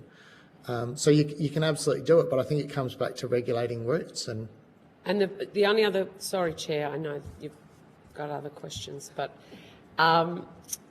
you said there was sort of like an ideal population growth, so where there is the need for government regulated routes, and where you've got enough population, that demand will naturally take care of that competition, that need for competition. So we've been operating, I think a good example of that is what we've done with our interregional flight network that runs between Geraldton, Karratha, Port Hedland and Broome. So it's a milk run, it runs 3 times a week.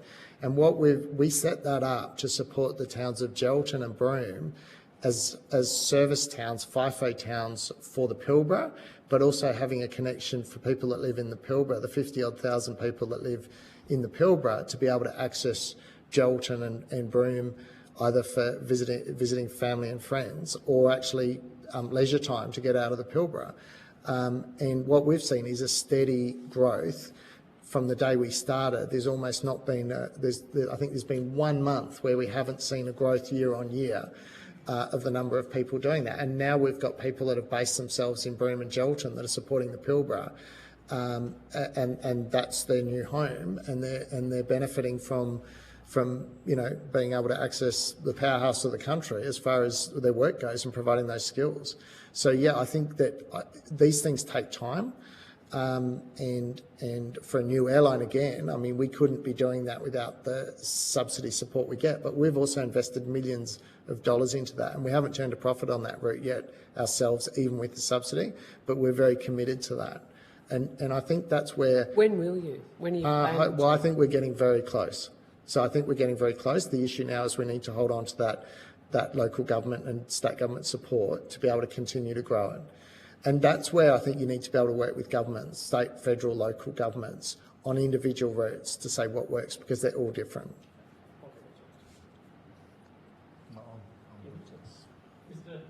Senator, well, back to you. Keep going.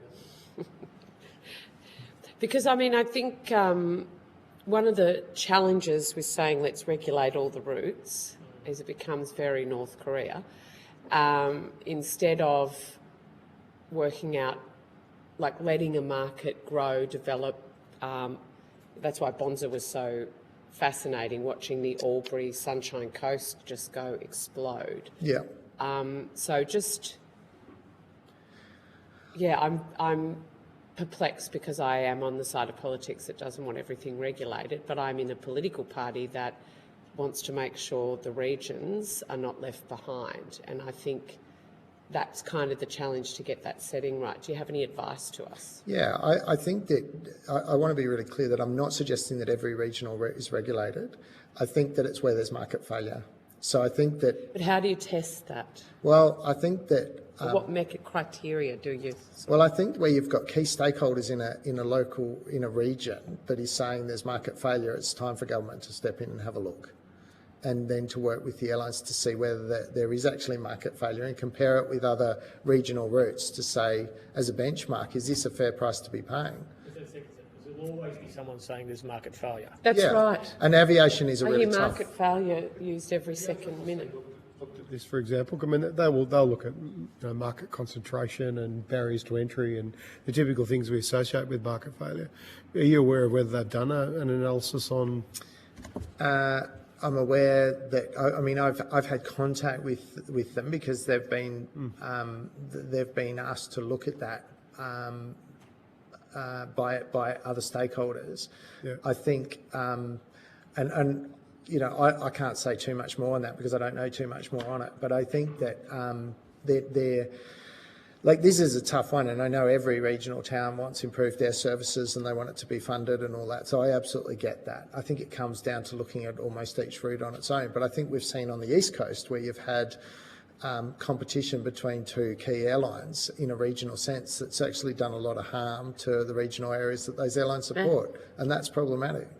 And what we don't want to see is these massive price fluctuations, because if you encourage a tourism market or a market to the region and then the price is changing every couple of years by 100, 200, 300%, which is what we've seen in the East Kimberley, you can't run a business like that. But they're exactly the kind of things they would look at for a market failure, like price volatility and... I've got numbers here that I wouldn't be keen to put on, confidentially, but in camera. Commercial in confidence, we are happy to consider that be taken that case. They're pretty stark numbers for the region. They're pretty stark numbers. I mean, I'll express a personal view now, but the numbers that we've heard today about the cost to fly from here to Perth, and then you overlay that with comparison, for example, of Melbourne to Cairns or Perth to It's a different... I would say, I'm not asking anyone else to say it, you might agree with me, there's clearly price gouging on this route because it's captured, no one else is there, everyone's driven out of the market, and so $2,000, which is an extraordinary amount of money versus what it would reasonably cost to run the service, which is why it's politely called a high-yielding route. It has to be akin to or akin to, has to be price gouging. I mean, that's a personal view based on the evidence that I've heard here today, and there must be a way for the regulatory system to provide some oversight with respect to that, because it's critical to the communities that the services are supporting. So I'm not going to say price gouging. I'll leave that for others to decide. But I'm asking you to. I understand your place in the system. And I think the other thing that's important to note here is these are not the average fare. These are the highest fares at short notice. So when you're looking 2 weeks out, but unless you've got the luxury of planning life a month out or 2 months out, the reality is, and we know the booking period on the Kimberley route, for example, is a fairly short period that people book. So you need to be able to cater for people in a town like this that find that they need to get to Perth in 10 days' time for business or whatever without that. But I will say it's market failure, and whatever's causing that, whether it's the size of aircraft, the way the competition's working or not working, whatever it is, there is definitely aviation market failure into this region, and the economy is going to really struggle, and tourism is never going to grow unless we can change that. And so the system would be broad enough for comparisons to be made, for some metrics to be developed to say, okay, all these things being considered, there's market failure into this market. You're saying that as someone who understands aviation well, so that's a statement in itself, but you've pointed us in certain directions where indicators could be shown to indicate that definitively as a market test, for example. Absolutely. I think another test case for this is if you look back at the history of Cairns. Cairns was a small regional city many years ago, and there were a group of 3 or 4 key stakeholders that got together and encouraged lower cost, more functional aviation into that region, and now it's a thriving tourism destination, and we could absolutely do that here. Bit of a step out of the conversation. We discussed earlier the possibilities of changing the system of cabotage. As a regional operator, what would that look like for your business? I mean, I think that's an interesting one. I'm not sure that it's required in Australia. I think there may be opportunities, particularly if you've got carriers coming into the likes of Darwin that can carry on. But I think that it won't change what's happening in more in the regional ports. Last question before I go. Yeah. You don't operate Embraer, but the numbers I've heard to operate in Australia pre-fuel crisis were up to $7,000 an hour to operate Embraer. If you're getting $2,000 for one seat, there's a lot of yield in that flight, isn't there? Yes, I would say that is correct. Does that sound about it right, about 7,000? It's so hard to know because it depends what you're. For the Ds, not the E1 models. Yeah. So I mean that would make sense. E1s, I'm thinking about 5,500 or something like that. Yeah. Yeah, I mean they're not the aircraft that we operate, so I'm probably reluctant to say what that would be. But okay. I think that to have really low fares and then ridiculously high fares doesn't make sense. No. It needs to be a sustainable fare price with still, if you buy early, there's an incentive. Okay. Last question, then we'll... Sorry, yeah.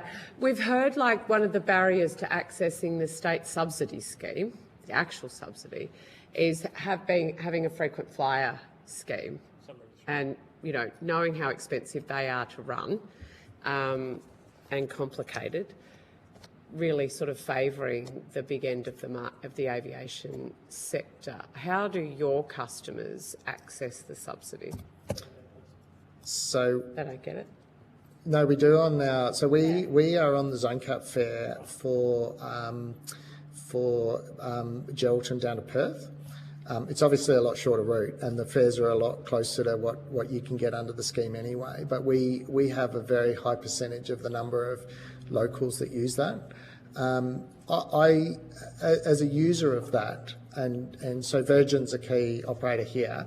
apart from joining up to the Virgin Frequent Flyer program, that's all you need to do. So I don't see it as it's not a costly thing for the individual to do. The airlines are all different in the way they do it. So on our website, if you book in Geraldton as a community member, it'll actually ask you whether you're a community member and encourage you to actually take that up.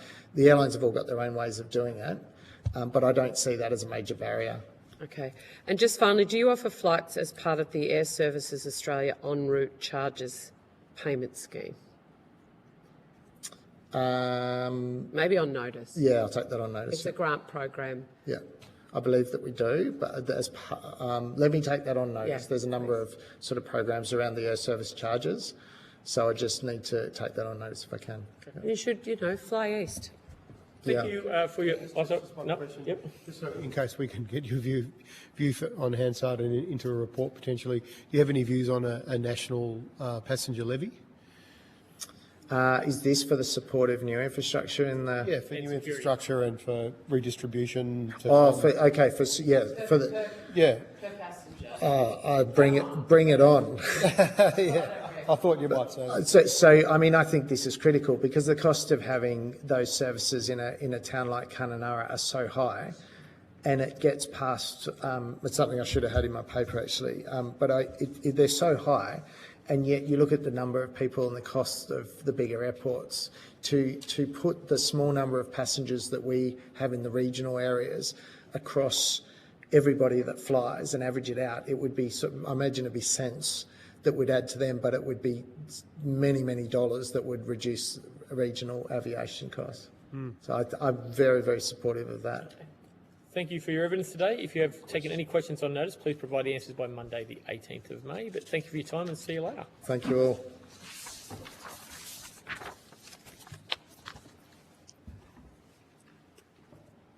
Connor?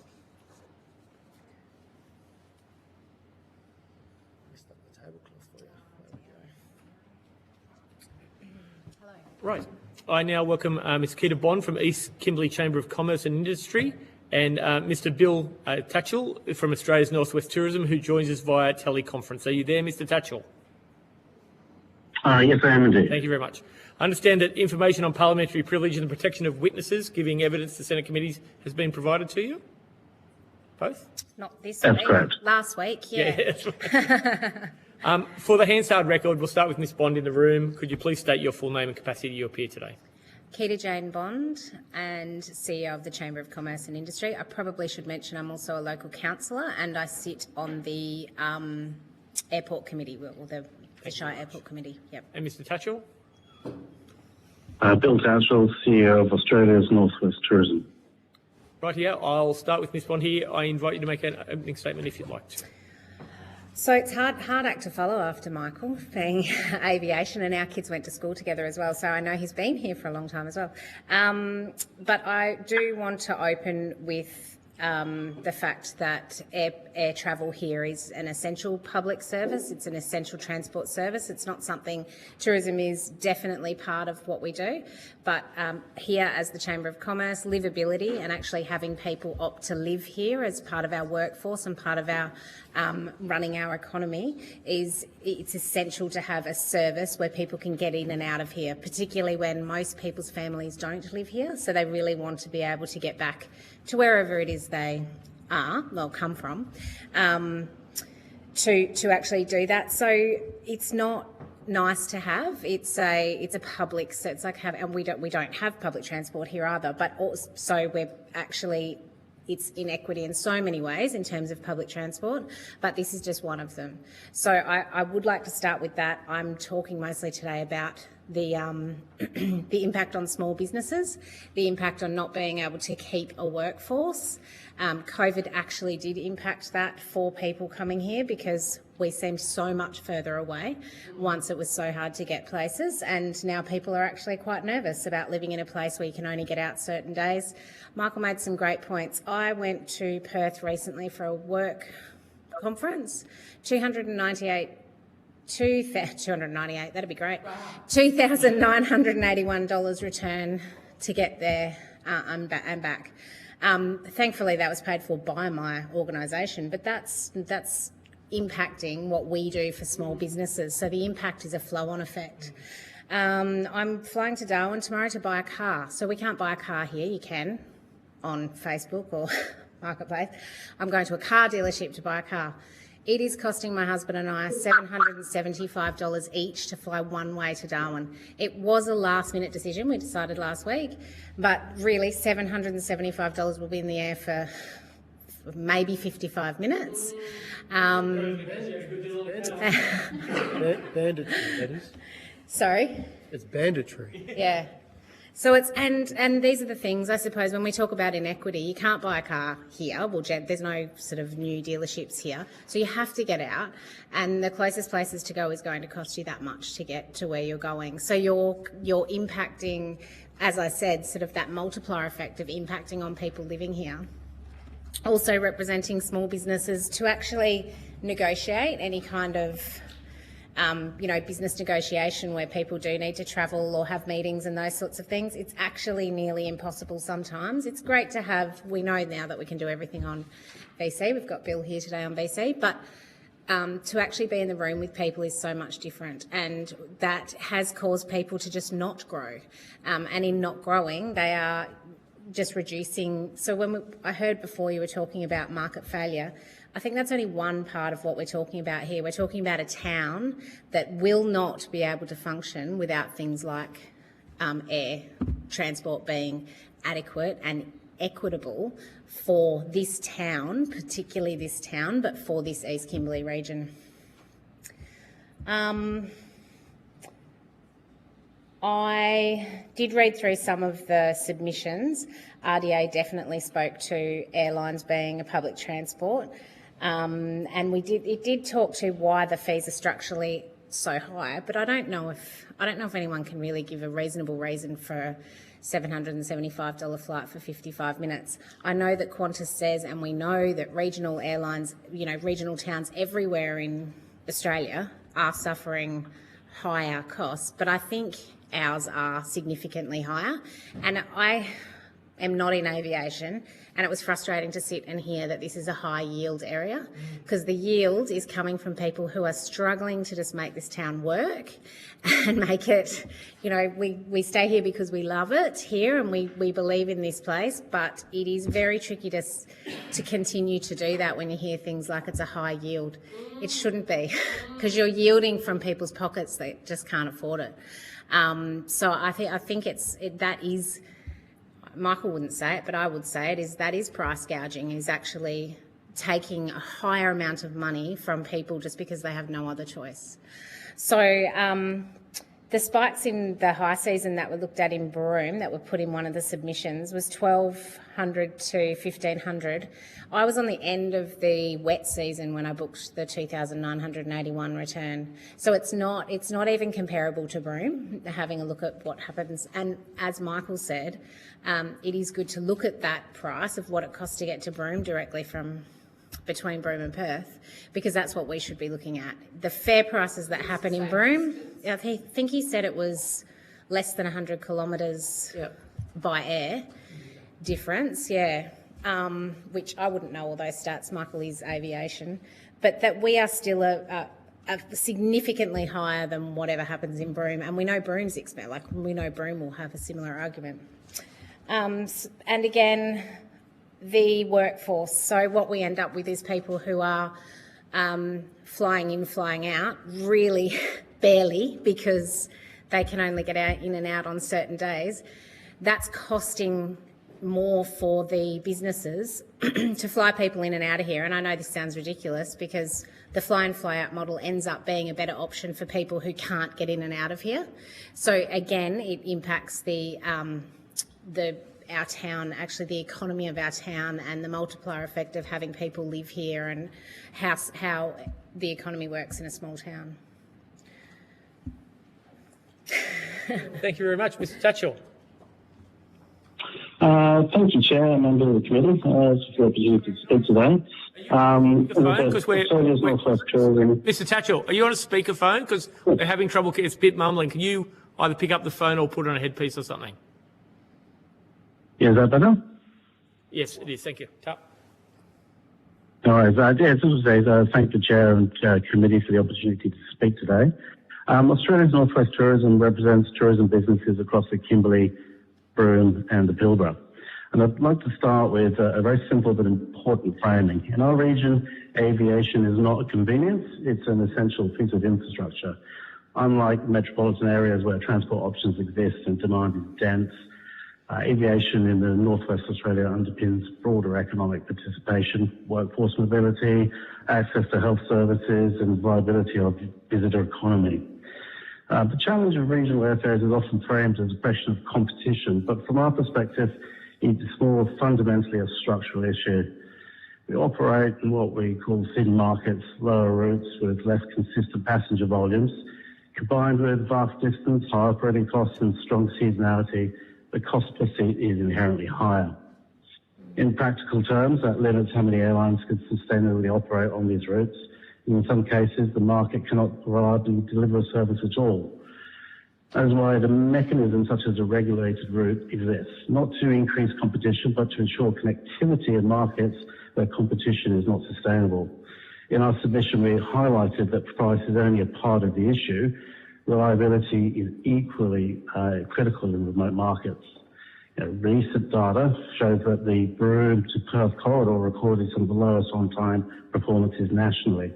In metropolitan markets, that disruption can be absorbed through alternative services.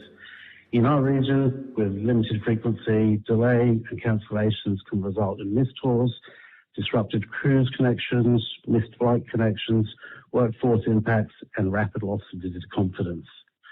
So we're seeing that structural cost inequity across the system. Federally mandated security and regulatory costs are applied uniformly, but the ability for these small regional airports to absorb those costs varies significantly between those and those high-volume metropolitan airports. So in these small markets, the fixed costs are recovered across fewer passengers, results in higher passenger charges and structurally elevated airfare baselines. It's not inefficiency, it's a function of scale as far as we can see. These structural conditions directly affect tourism competitiveness, business confidence and regional economic outcomes. So we're already seeing that high impact, high volatile airfares are suppressing visitation, shortening length of stay and limiting dispersal across the region. So our submission, we looked at recommendations that reform and move beyond that narrow focus on competition, but looked at the structural equity, reliability to drive that long-term sustainability. So this includes recognising aviation as essential infrastructure, addressing inequities in cost recovery, improving reliability, more importantly transparency, supporting international route stability and integrating aviation policy with regional development. Ultimately, we want regional Australia to grow, particularly in the nationally significant regions like the Northwest. We need that aviation system to ensure access, supports reliability, improves affordability, but in the realities of the markets. So, thank you, and I will welcome your questions. Thank you. I'll go to Senator Colbeck. Thank you. You both very much confirm the evidence that we've had throughout the day and, quite frankly, in a number of other locations where the committee's visited, particularly those where the alternatives for travel are extremely limited. I just want to go, Mr. Tatchell, to the point that you were just making with respect to the input costs for regulated requirements, which impact on passenger charges and therefore ticket prices. Do you think there's a fairer way for that to be attributed across the broader market? Well, I've been an expert in the details of how airports and what their cost base are. I would suggest there would be an equitable solution. And I'm sure if it's looked across other industries that have a similar issue, a solution could be found. I think from our point of view, if we can reduce those fares, the flow-on effect, I think, as you're all very aware, is incredibly important to our regional economies. So, I would direct that question particularly towards some of the airports and the costs that they are incurring through federal policy. But on principle, it's unreasonable, for example, Yes. for a regional airport, say here in Kununurra, to be paying $15 a head to go through the airport, where in Melbourne it's $2. Yes, I think that's unreasonable. That's a clear inequity, impact on cost, and a mechanism to equalise that or change that inequity would be certainly welcomed. Absolutely would be. Yeah. Okay.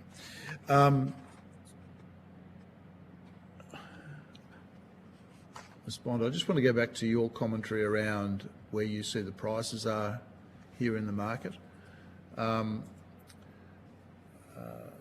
Previous witness made the point that they are the high end of the prices, but Yeah. in an average sense, in your experience, the average price into this market would be way more than it would be for, or is more than what it is into a similar flight trip, say to Broome, for example. So it's more expensive to come here in general. Oh, it's more expensive to come here in general. And I did note that Michael did say short term, and I was talking about short term bookings as well, both of the examples I gave. But that's not always the case. I know that just last month a friend of mine was looking to travel in June and also booking her partner to travel from in June as well. So we're talking about March, maybe it might have even been February. Having a look at prices, it was $900 to fly from Broome to Darwin, and that's with enough notice. And even for her from here, it was still around $500 one way to fly from and that's with enough notice. So yes, high end, but that's still very high end. When Nexus was here, both airlines were running at about $199 one way between here and Darwin or here and Broome. It was the day or 2 days later that as soon as Nexus were unable to do this route anymore, that those prices just skyrocketed again. So again, it was so obvious that it's almost embarrassing that that nothing else can happen. I do understand, and forgive me, because like I said, I'm not in aviation, but the regulated route, the Chamber was going to support that and sort of write letters and try and rally the government for that. But the hard thing for being in Kununurra is that route to Darwin, and is that seems to be more of a federal responsibility, because we are crossing imaginary lines that, you know, one state and the other won't support, one territory and one state won't support together. I often say to people that Darwin is my capital city because it's just right there. You can drive there in a day, but you can fly there in an hour if you want to pay the ridiculous cost at the moment. So I think this is really important to have a look at this cross-state boundary of regulation. The only thing that I don't understand about that is, and what I had been told, is that if you regulate one part of that route, and I think Senator McKenzie alluded to this before, Yep. We were talking about, you know, the part between A and C. Most people go A and C, and B being Kununurra. Does that impact? Well, we were told that it would impact any other service going between Broome and Kununurra. So example, if you regulate the route between Broome, Kununurra and Darwin, and then there is an opportunity to have a Broome, Kununurra, Alice Springs, that you can't do that with another airline if the route is regulated. I don't know that to be true, but it has been raised as a risk for us. And that earlier this yeah, morning. okay. Yeah. And it is why we didn't want to impact our ability to, you know, jump into another route or be able to, because the Alice Springs is very attractive probably for here because it does fly to everywhere, and we sort of forget about it sometimes, but it's got this great... You can go direct to Sydney, direct to... Yeah. So I am supportive of what is best for the town, and it is very, very hard to work that out sometimes. So we have tried to adopt an advocacy or lobbying sort of approach as the chamber, but we haven't been able to get there because we're actually not sure what is best. We don't want to affect ourselves in another way. Sorry, that was a very long answer to you. No, that was fine. It covered a few bases, but it also, I suppose, shows the quandary that a Chamber of Commerce in a community like this, the issues that you have to pull together. And I must admit, when we were talking earlier about the size of the overall throughput of the airport being about 100,000. It's about 98,000. I was listening to that as well because I think Yeah. that's the stats that I got. Which is fine, but it's spread to a lot of different points, whereas the airport I was thinking of is basically it's a to and from out of a major hub, which is Melbourne, and therefore is a very different equation in terms of its complexities, if you like, because you have the intrastate and the interstate all piling into this one location where you talk about that Darwin through here to Broome route across the north. And I think that is by virtue of how WA works, where it's a very centralised state. I mean, we were comparing to Cairns and places like that. I'm from Queensland originally. Queensland is very decentralised. There's a lot of major hubs all along there, and then New South Wales and Victoria are a lot smaller. So I suppose when you're looking at that from a geographical perspective and then from an economic perspective, and you've got Perth down there, that is the central. We are the furthest away from that, so therefore our capital city ends up being Darwin. That does not work economically. So it's a complex, it's a wicked problem. But it is something that we need to consider, which is why I think the conversation about Alice Springs has come up recently, because that makes sense in terms of how far away it is and then where you can get to from there. Rather than us flying to Perth and then to get somewhere from Perth, or trying to, Darwin would be great as well as a centralised sort of leaving place, but it is so much further north. So there are some complexities there, but with complexity comes opportunity, and I think that both of those are more of an opportunity for a Western Australian town like ours than Perth, which is sort of an interesting complexity as well. Yeah. Although Alice still is in another jurisdiction. Sorry? Alice still is in another. Yeah, that's right. So the same Darwin problem would exactly. It does. In the context of a potentially regulated route, it still requires effectively a Commonwealth overlay for that to work. It does. It would definitely be a federal government responsibility. Thank you. Thank you. Senator Schwarzer? No, I think a couple of things I wanted to ask have been covered. I did have one question for Bill. You mentioned your submission proposes reliability benchmarks and greater transparency, but I'm just wondering what specific reliability standards should apply to essential regional corridors. Do you have any thoughts on that? The reliability is important because it goes to that confidence.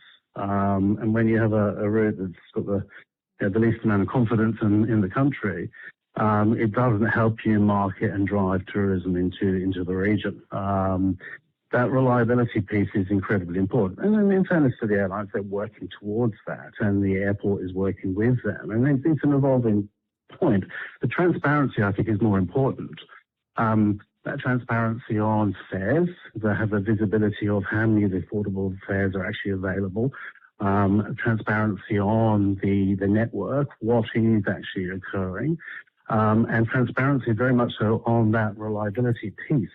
The point I'd make here is that it often has been the case that a scheduled RPT flight has been pulled by an airline for their aircraft to then go and service a contract, leaving the tourists and the locals stranded with no flight.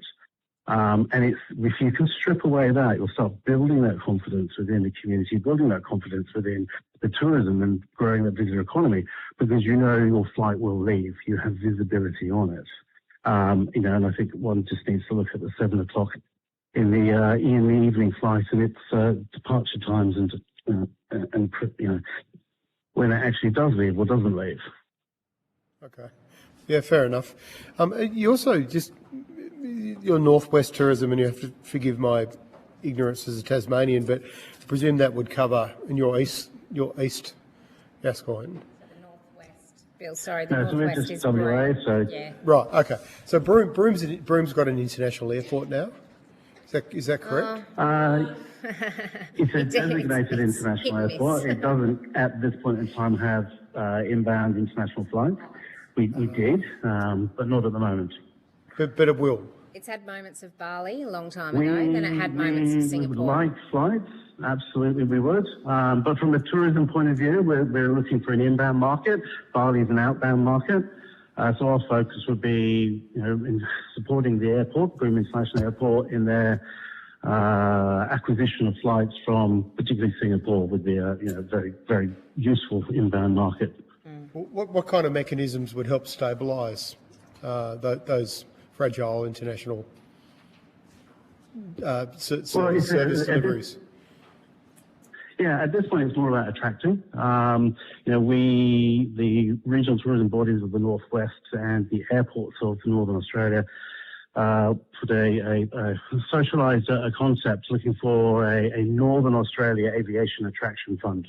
And at the moment, those attraction funds are managed by the state. And I could argue that they very strongly favour the capital cities in those states. Whereas Northern Australia, we look north, our market is immediately north, but we don't have the funding there to attract those airlines. And, at this point in time, I would say if we could manage a Northern Australia Aviation Attraction Fund with a marketing fund within that, that would be something that I believe could go a long way towards securing those flights from the north. And then managing that, generally you'd see a fund is an aviation maintenance fund to ensure that those flights continue. Okay. So, there's been a few questions about cabotage today, but if you could get more flights into, for example, from Singapore into Broome, would there be opportunity to get tourists into Kununurra from Broome, coming off those flights through local airlines? Is this something that's been considered or as part of planning? In theory, it would. Cabotage is often raised as a way to increase competition and reduce airfares. But that is on the premise of a thick route as opposed to a thin route. So if you were to put a flight in that picks someone up between Sydney and Melbourne, there's demand there. I would probably suggest that if we were to look at cabotage into the northwest, and I think Michael alluded to it, I don't think that the routes have that demand to be able to support an international carrier dropping down. That's not to say that, Singapore, Broome, Melbourne, in the shoulder seasons when there aren't direct flights from Melbourne to Broome, wouldn't be utilised. It's not to say that. I think, it potentially could work. I think he meant but on the face of it, Kununurra, Melbourne. I did. But even on a, well, it's got to be international. It's got to be an international airport. That's the point. Yeah, of course. Okay. Yeah, you can't land a... No. I know. I was actually get them into Broome and then get on North Air or another airline to get them to Kununurra, which is not technically cabotage, but just, Keita, with El Questro, my understanding is you get a lot of international tourists going to a place like that. How do they generally come in via Perth? Probably via Perth, and I don't know the stats here, but a lot via Darwin as well, because we're a drive market, and Phil would know more about this than I, and probably why he's sort of saying maybe not, because if you're flying into Broome and you want to see the things, you don't fly from Broome to Kununurra, you drive, and they're very, very expensive four-wheel drive tours that go between, and fantastic, worth all the money if you're coming all the way over here internationally to go between Broome and Kununurra, because you've either got the Gibb River Road line or you've got, Michael's claim to fame there, the Purnululu line, so the Bungles line. So both of those are so beautiful and fantastic. It would be remiss of you to come all the way and then fly over it. So I think that's what does happen. Coming in internationally, yes, definitely Perth, but I think lots of our international market would also come through Darwin, and same thing, drive across or fly between here and Darwin, because again, it's a shorter flight. Okay. If I could just interject there, the international market we have is predominantly into Perth, Darwin or Cairns. that European market like those long drives, and that's our shoulder season. They're incredibly important, but their characteristics are changing. They're looking to do not less in terms of length of stay, but less distance. So an international flight into Broome would be ideal because they cut out a portion of WA. Now, obviously, that's not very, very good outcome for the southern areas of WA, but for meeting the emerging market needs, it's an important consideration. And do you both support what we heard from the previous witness about a significant drop-off in self-driving road trip tourism in the last 6 weeks? I think we heard a 70% drop-off in bookings in Kununurra. Yeah, it's not a one-size-fits-all. The market, there will of course be an impact to the self-drive market, that's without doubt, but what that impact is, nobody has true visibility over. I think if you're looking across the board, whether it be here or in Cairns, large ticket item experiences are seeing a lot of cancellations. But that doesn't mean that people aren't going to come. What we're beginning to see is that people are still making they just don't want to be burdened with cancellations and refunds, and they're making decisions closer to the time. And I think that's an important distinction. But there will be an impact. Of course there will be. There'll be many people who choose to stay closer to home and not do the big trips. And it is the big trips that are up here because that is by nature of how you get here. So affordable airfare, air access is absolutely critical for our, developing and maintaining our visitor economy in the northwest. And anecdotal, I just look at, I don't have the numbers, Yeah. but that caravan park across the road there is normally full right now. Yeah. And you can stand at the front and still see the river. So that normally you cannot see the river from the front of it. So I guess just looking around, Yep. I'm not in tourism, although I have tourism members. I can imagine 70, that would be the number because there's just no one around. And I held a round table with a group of hospitality who are very concerned about their freight actually and the fuel and things, but also about people not being here. And that we are seeing that everywhere. So again, it's that flow. Yes, the market of driving here is not coming, and therefore the cafes aren't being used. Everything, those things are, so that is being felt already. But I think we don't have the evidence yet to say how much lower it is than previous years, and we probably won't start getting that until, for us, it will be after the Ord Valley Muster or the Kimberley Moon that's on in mid-May. I think that's when we'll really be able to see what happened between April, May, that normally happens at this time of year. But just looking around, 70% would be a reasonable number. Yeah, okay. I do want to, if we're still talking about tourism, that's okay. Yeah. But I did want to touch on health because Yeah, please, yeah. right. Last. Okay. It's all yours. They're the best for last. It's my passion project. Thanks, Pete. Thank you for coming. Thank you for having me. Really appreciate you've got a beautiful town. I'm a first timer, not my last. Firstly, I want to go to passenger movement charges levied at the point of ticket sale when an individual departs Australia. There's been sort of claims about how do we apply this better, and Bill, you might have something to say about this. 41% of domestic passengers in Australia travel through regional airports each year, but we seem to have a misalignment of how much people are being charged at different ports and where that money is being returned to. Does anybody have anything they want to say about the passenger movement charges? I don't have that visibility on where and how those funds are used. I would like visibility. Yes, we all would. That'll be one of our recommendations. I just wanted to understand. Where do they sit, Senator? So there's a passenger movement charge of, say, $70 per ticket. There's also the cost for screening that, say... So this is airports that charge? Airports. Okay. Well, it's mandated, and Home Affairs, we think, collects this. Oh, okay. And the price that is paid per passenger at regional airports is much higher than at, say, Sydney or Melbourne. Okay. right, where all the volume is, shall we say. But regional airports are still required to have certain levels of screening and And this is only costs to airports. international only we're talking about, or we're talking about any? And the reason I'm asking is because, as I said, I'm a councillor on the airport committee, and I can take a question on notice. I will But take it on anything notice to because do your with airport committee will have a view. Yeah. Your CEO of the airport will passenger have a view. movement charges and where that. Yes. I just wanted to understand how FIFO demands for flights are distorting pricing, if they are.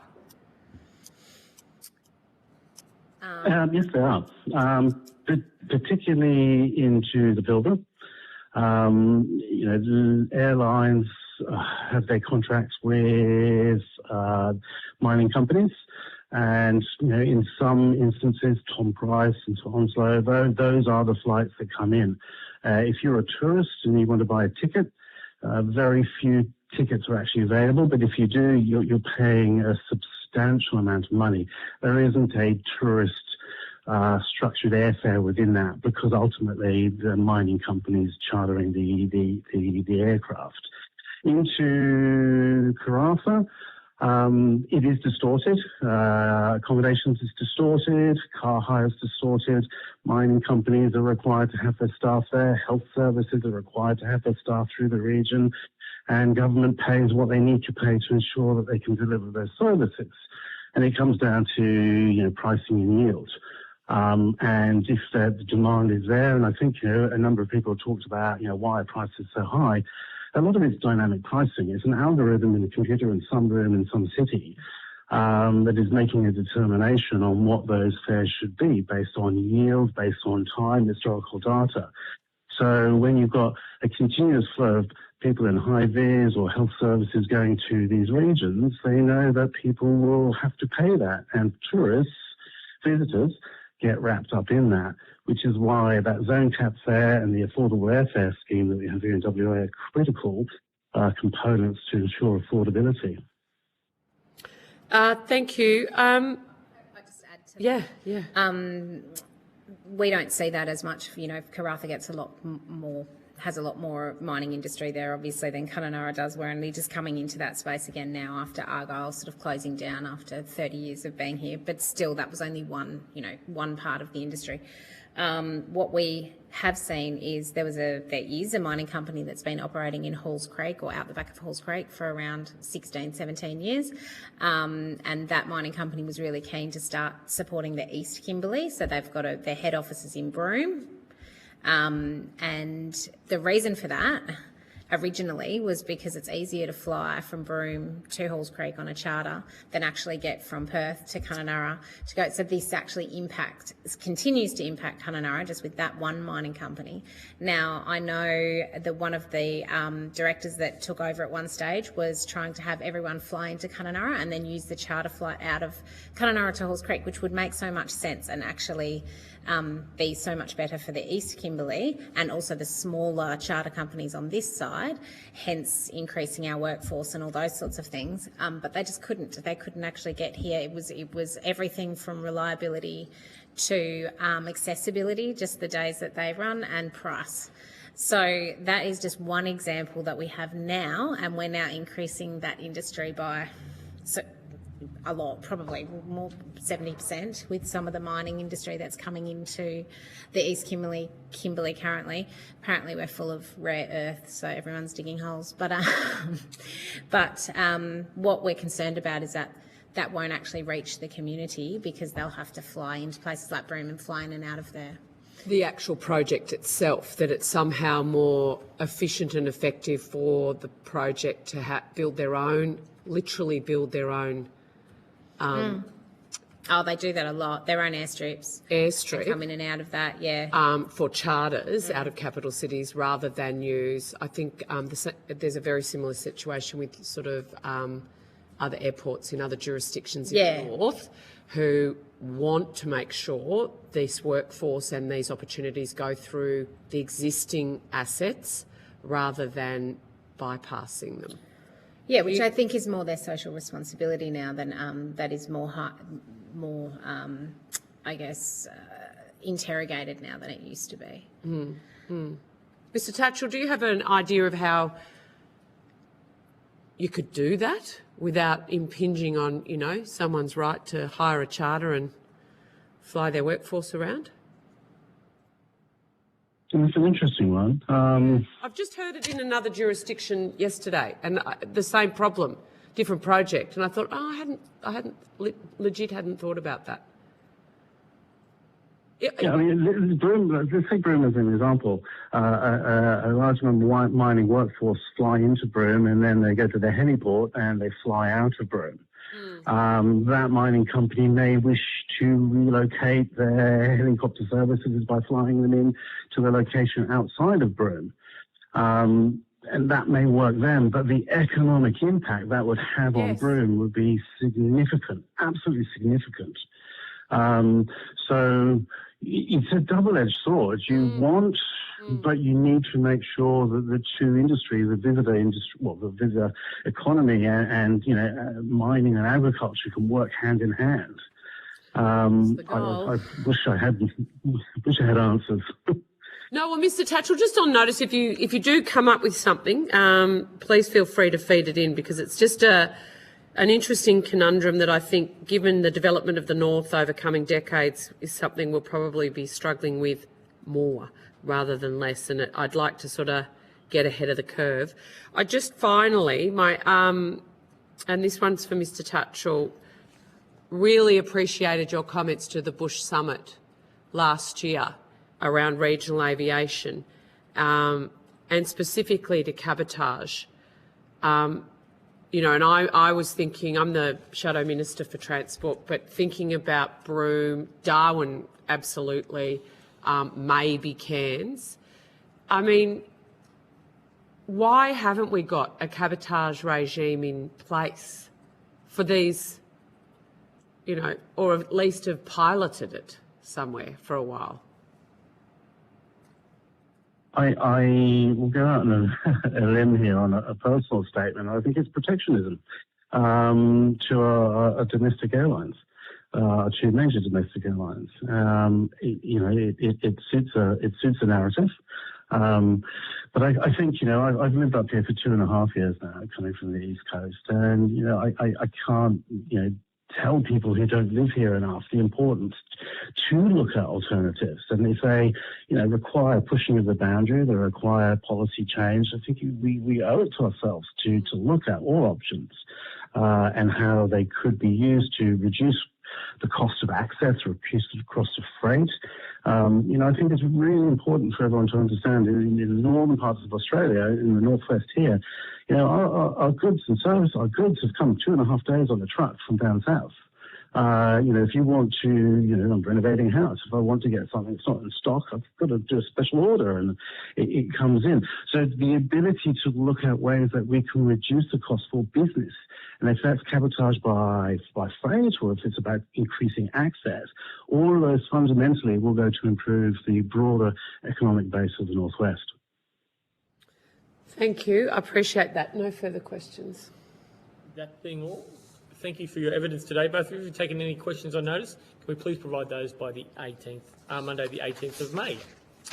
That concludes today's hearing. Thank you to all witnesses who appeared. Thank you to the Secretariat. Thank you to Hansard and Broadcasting for your assistance. And the committee stands adjourned. Thank you.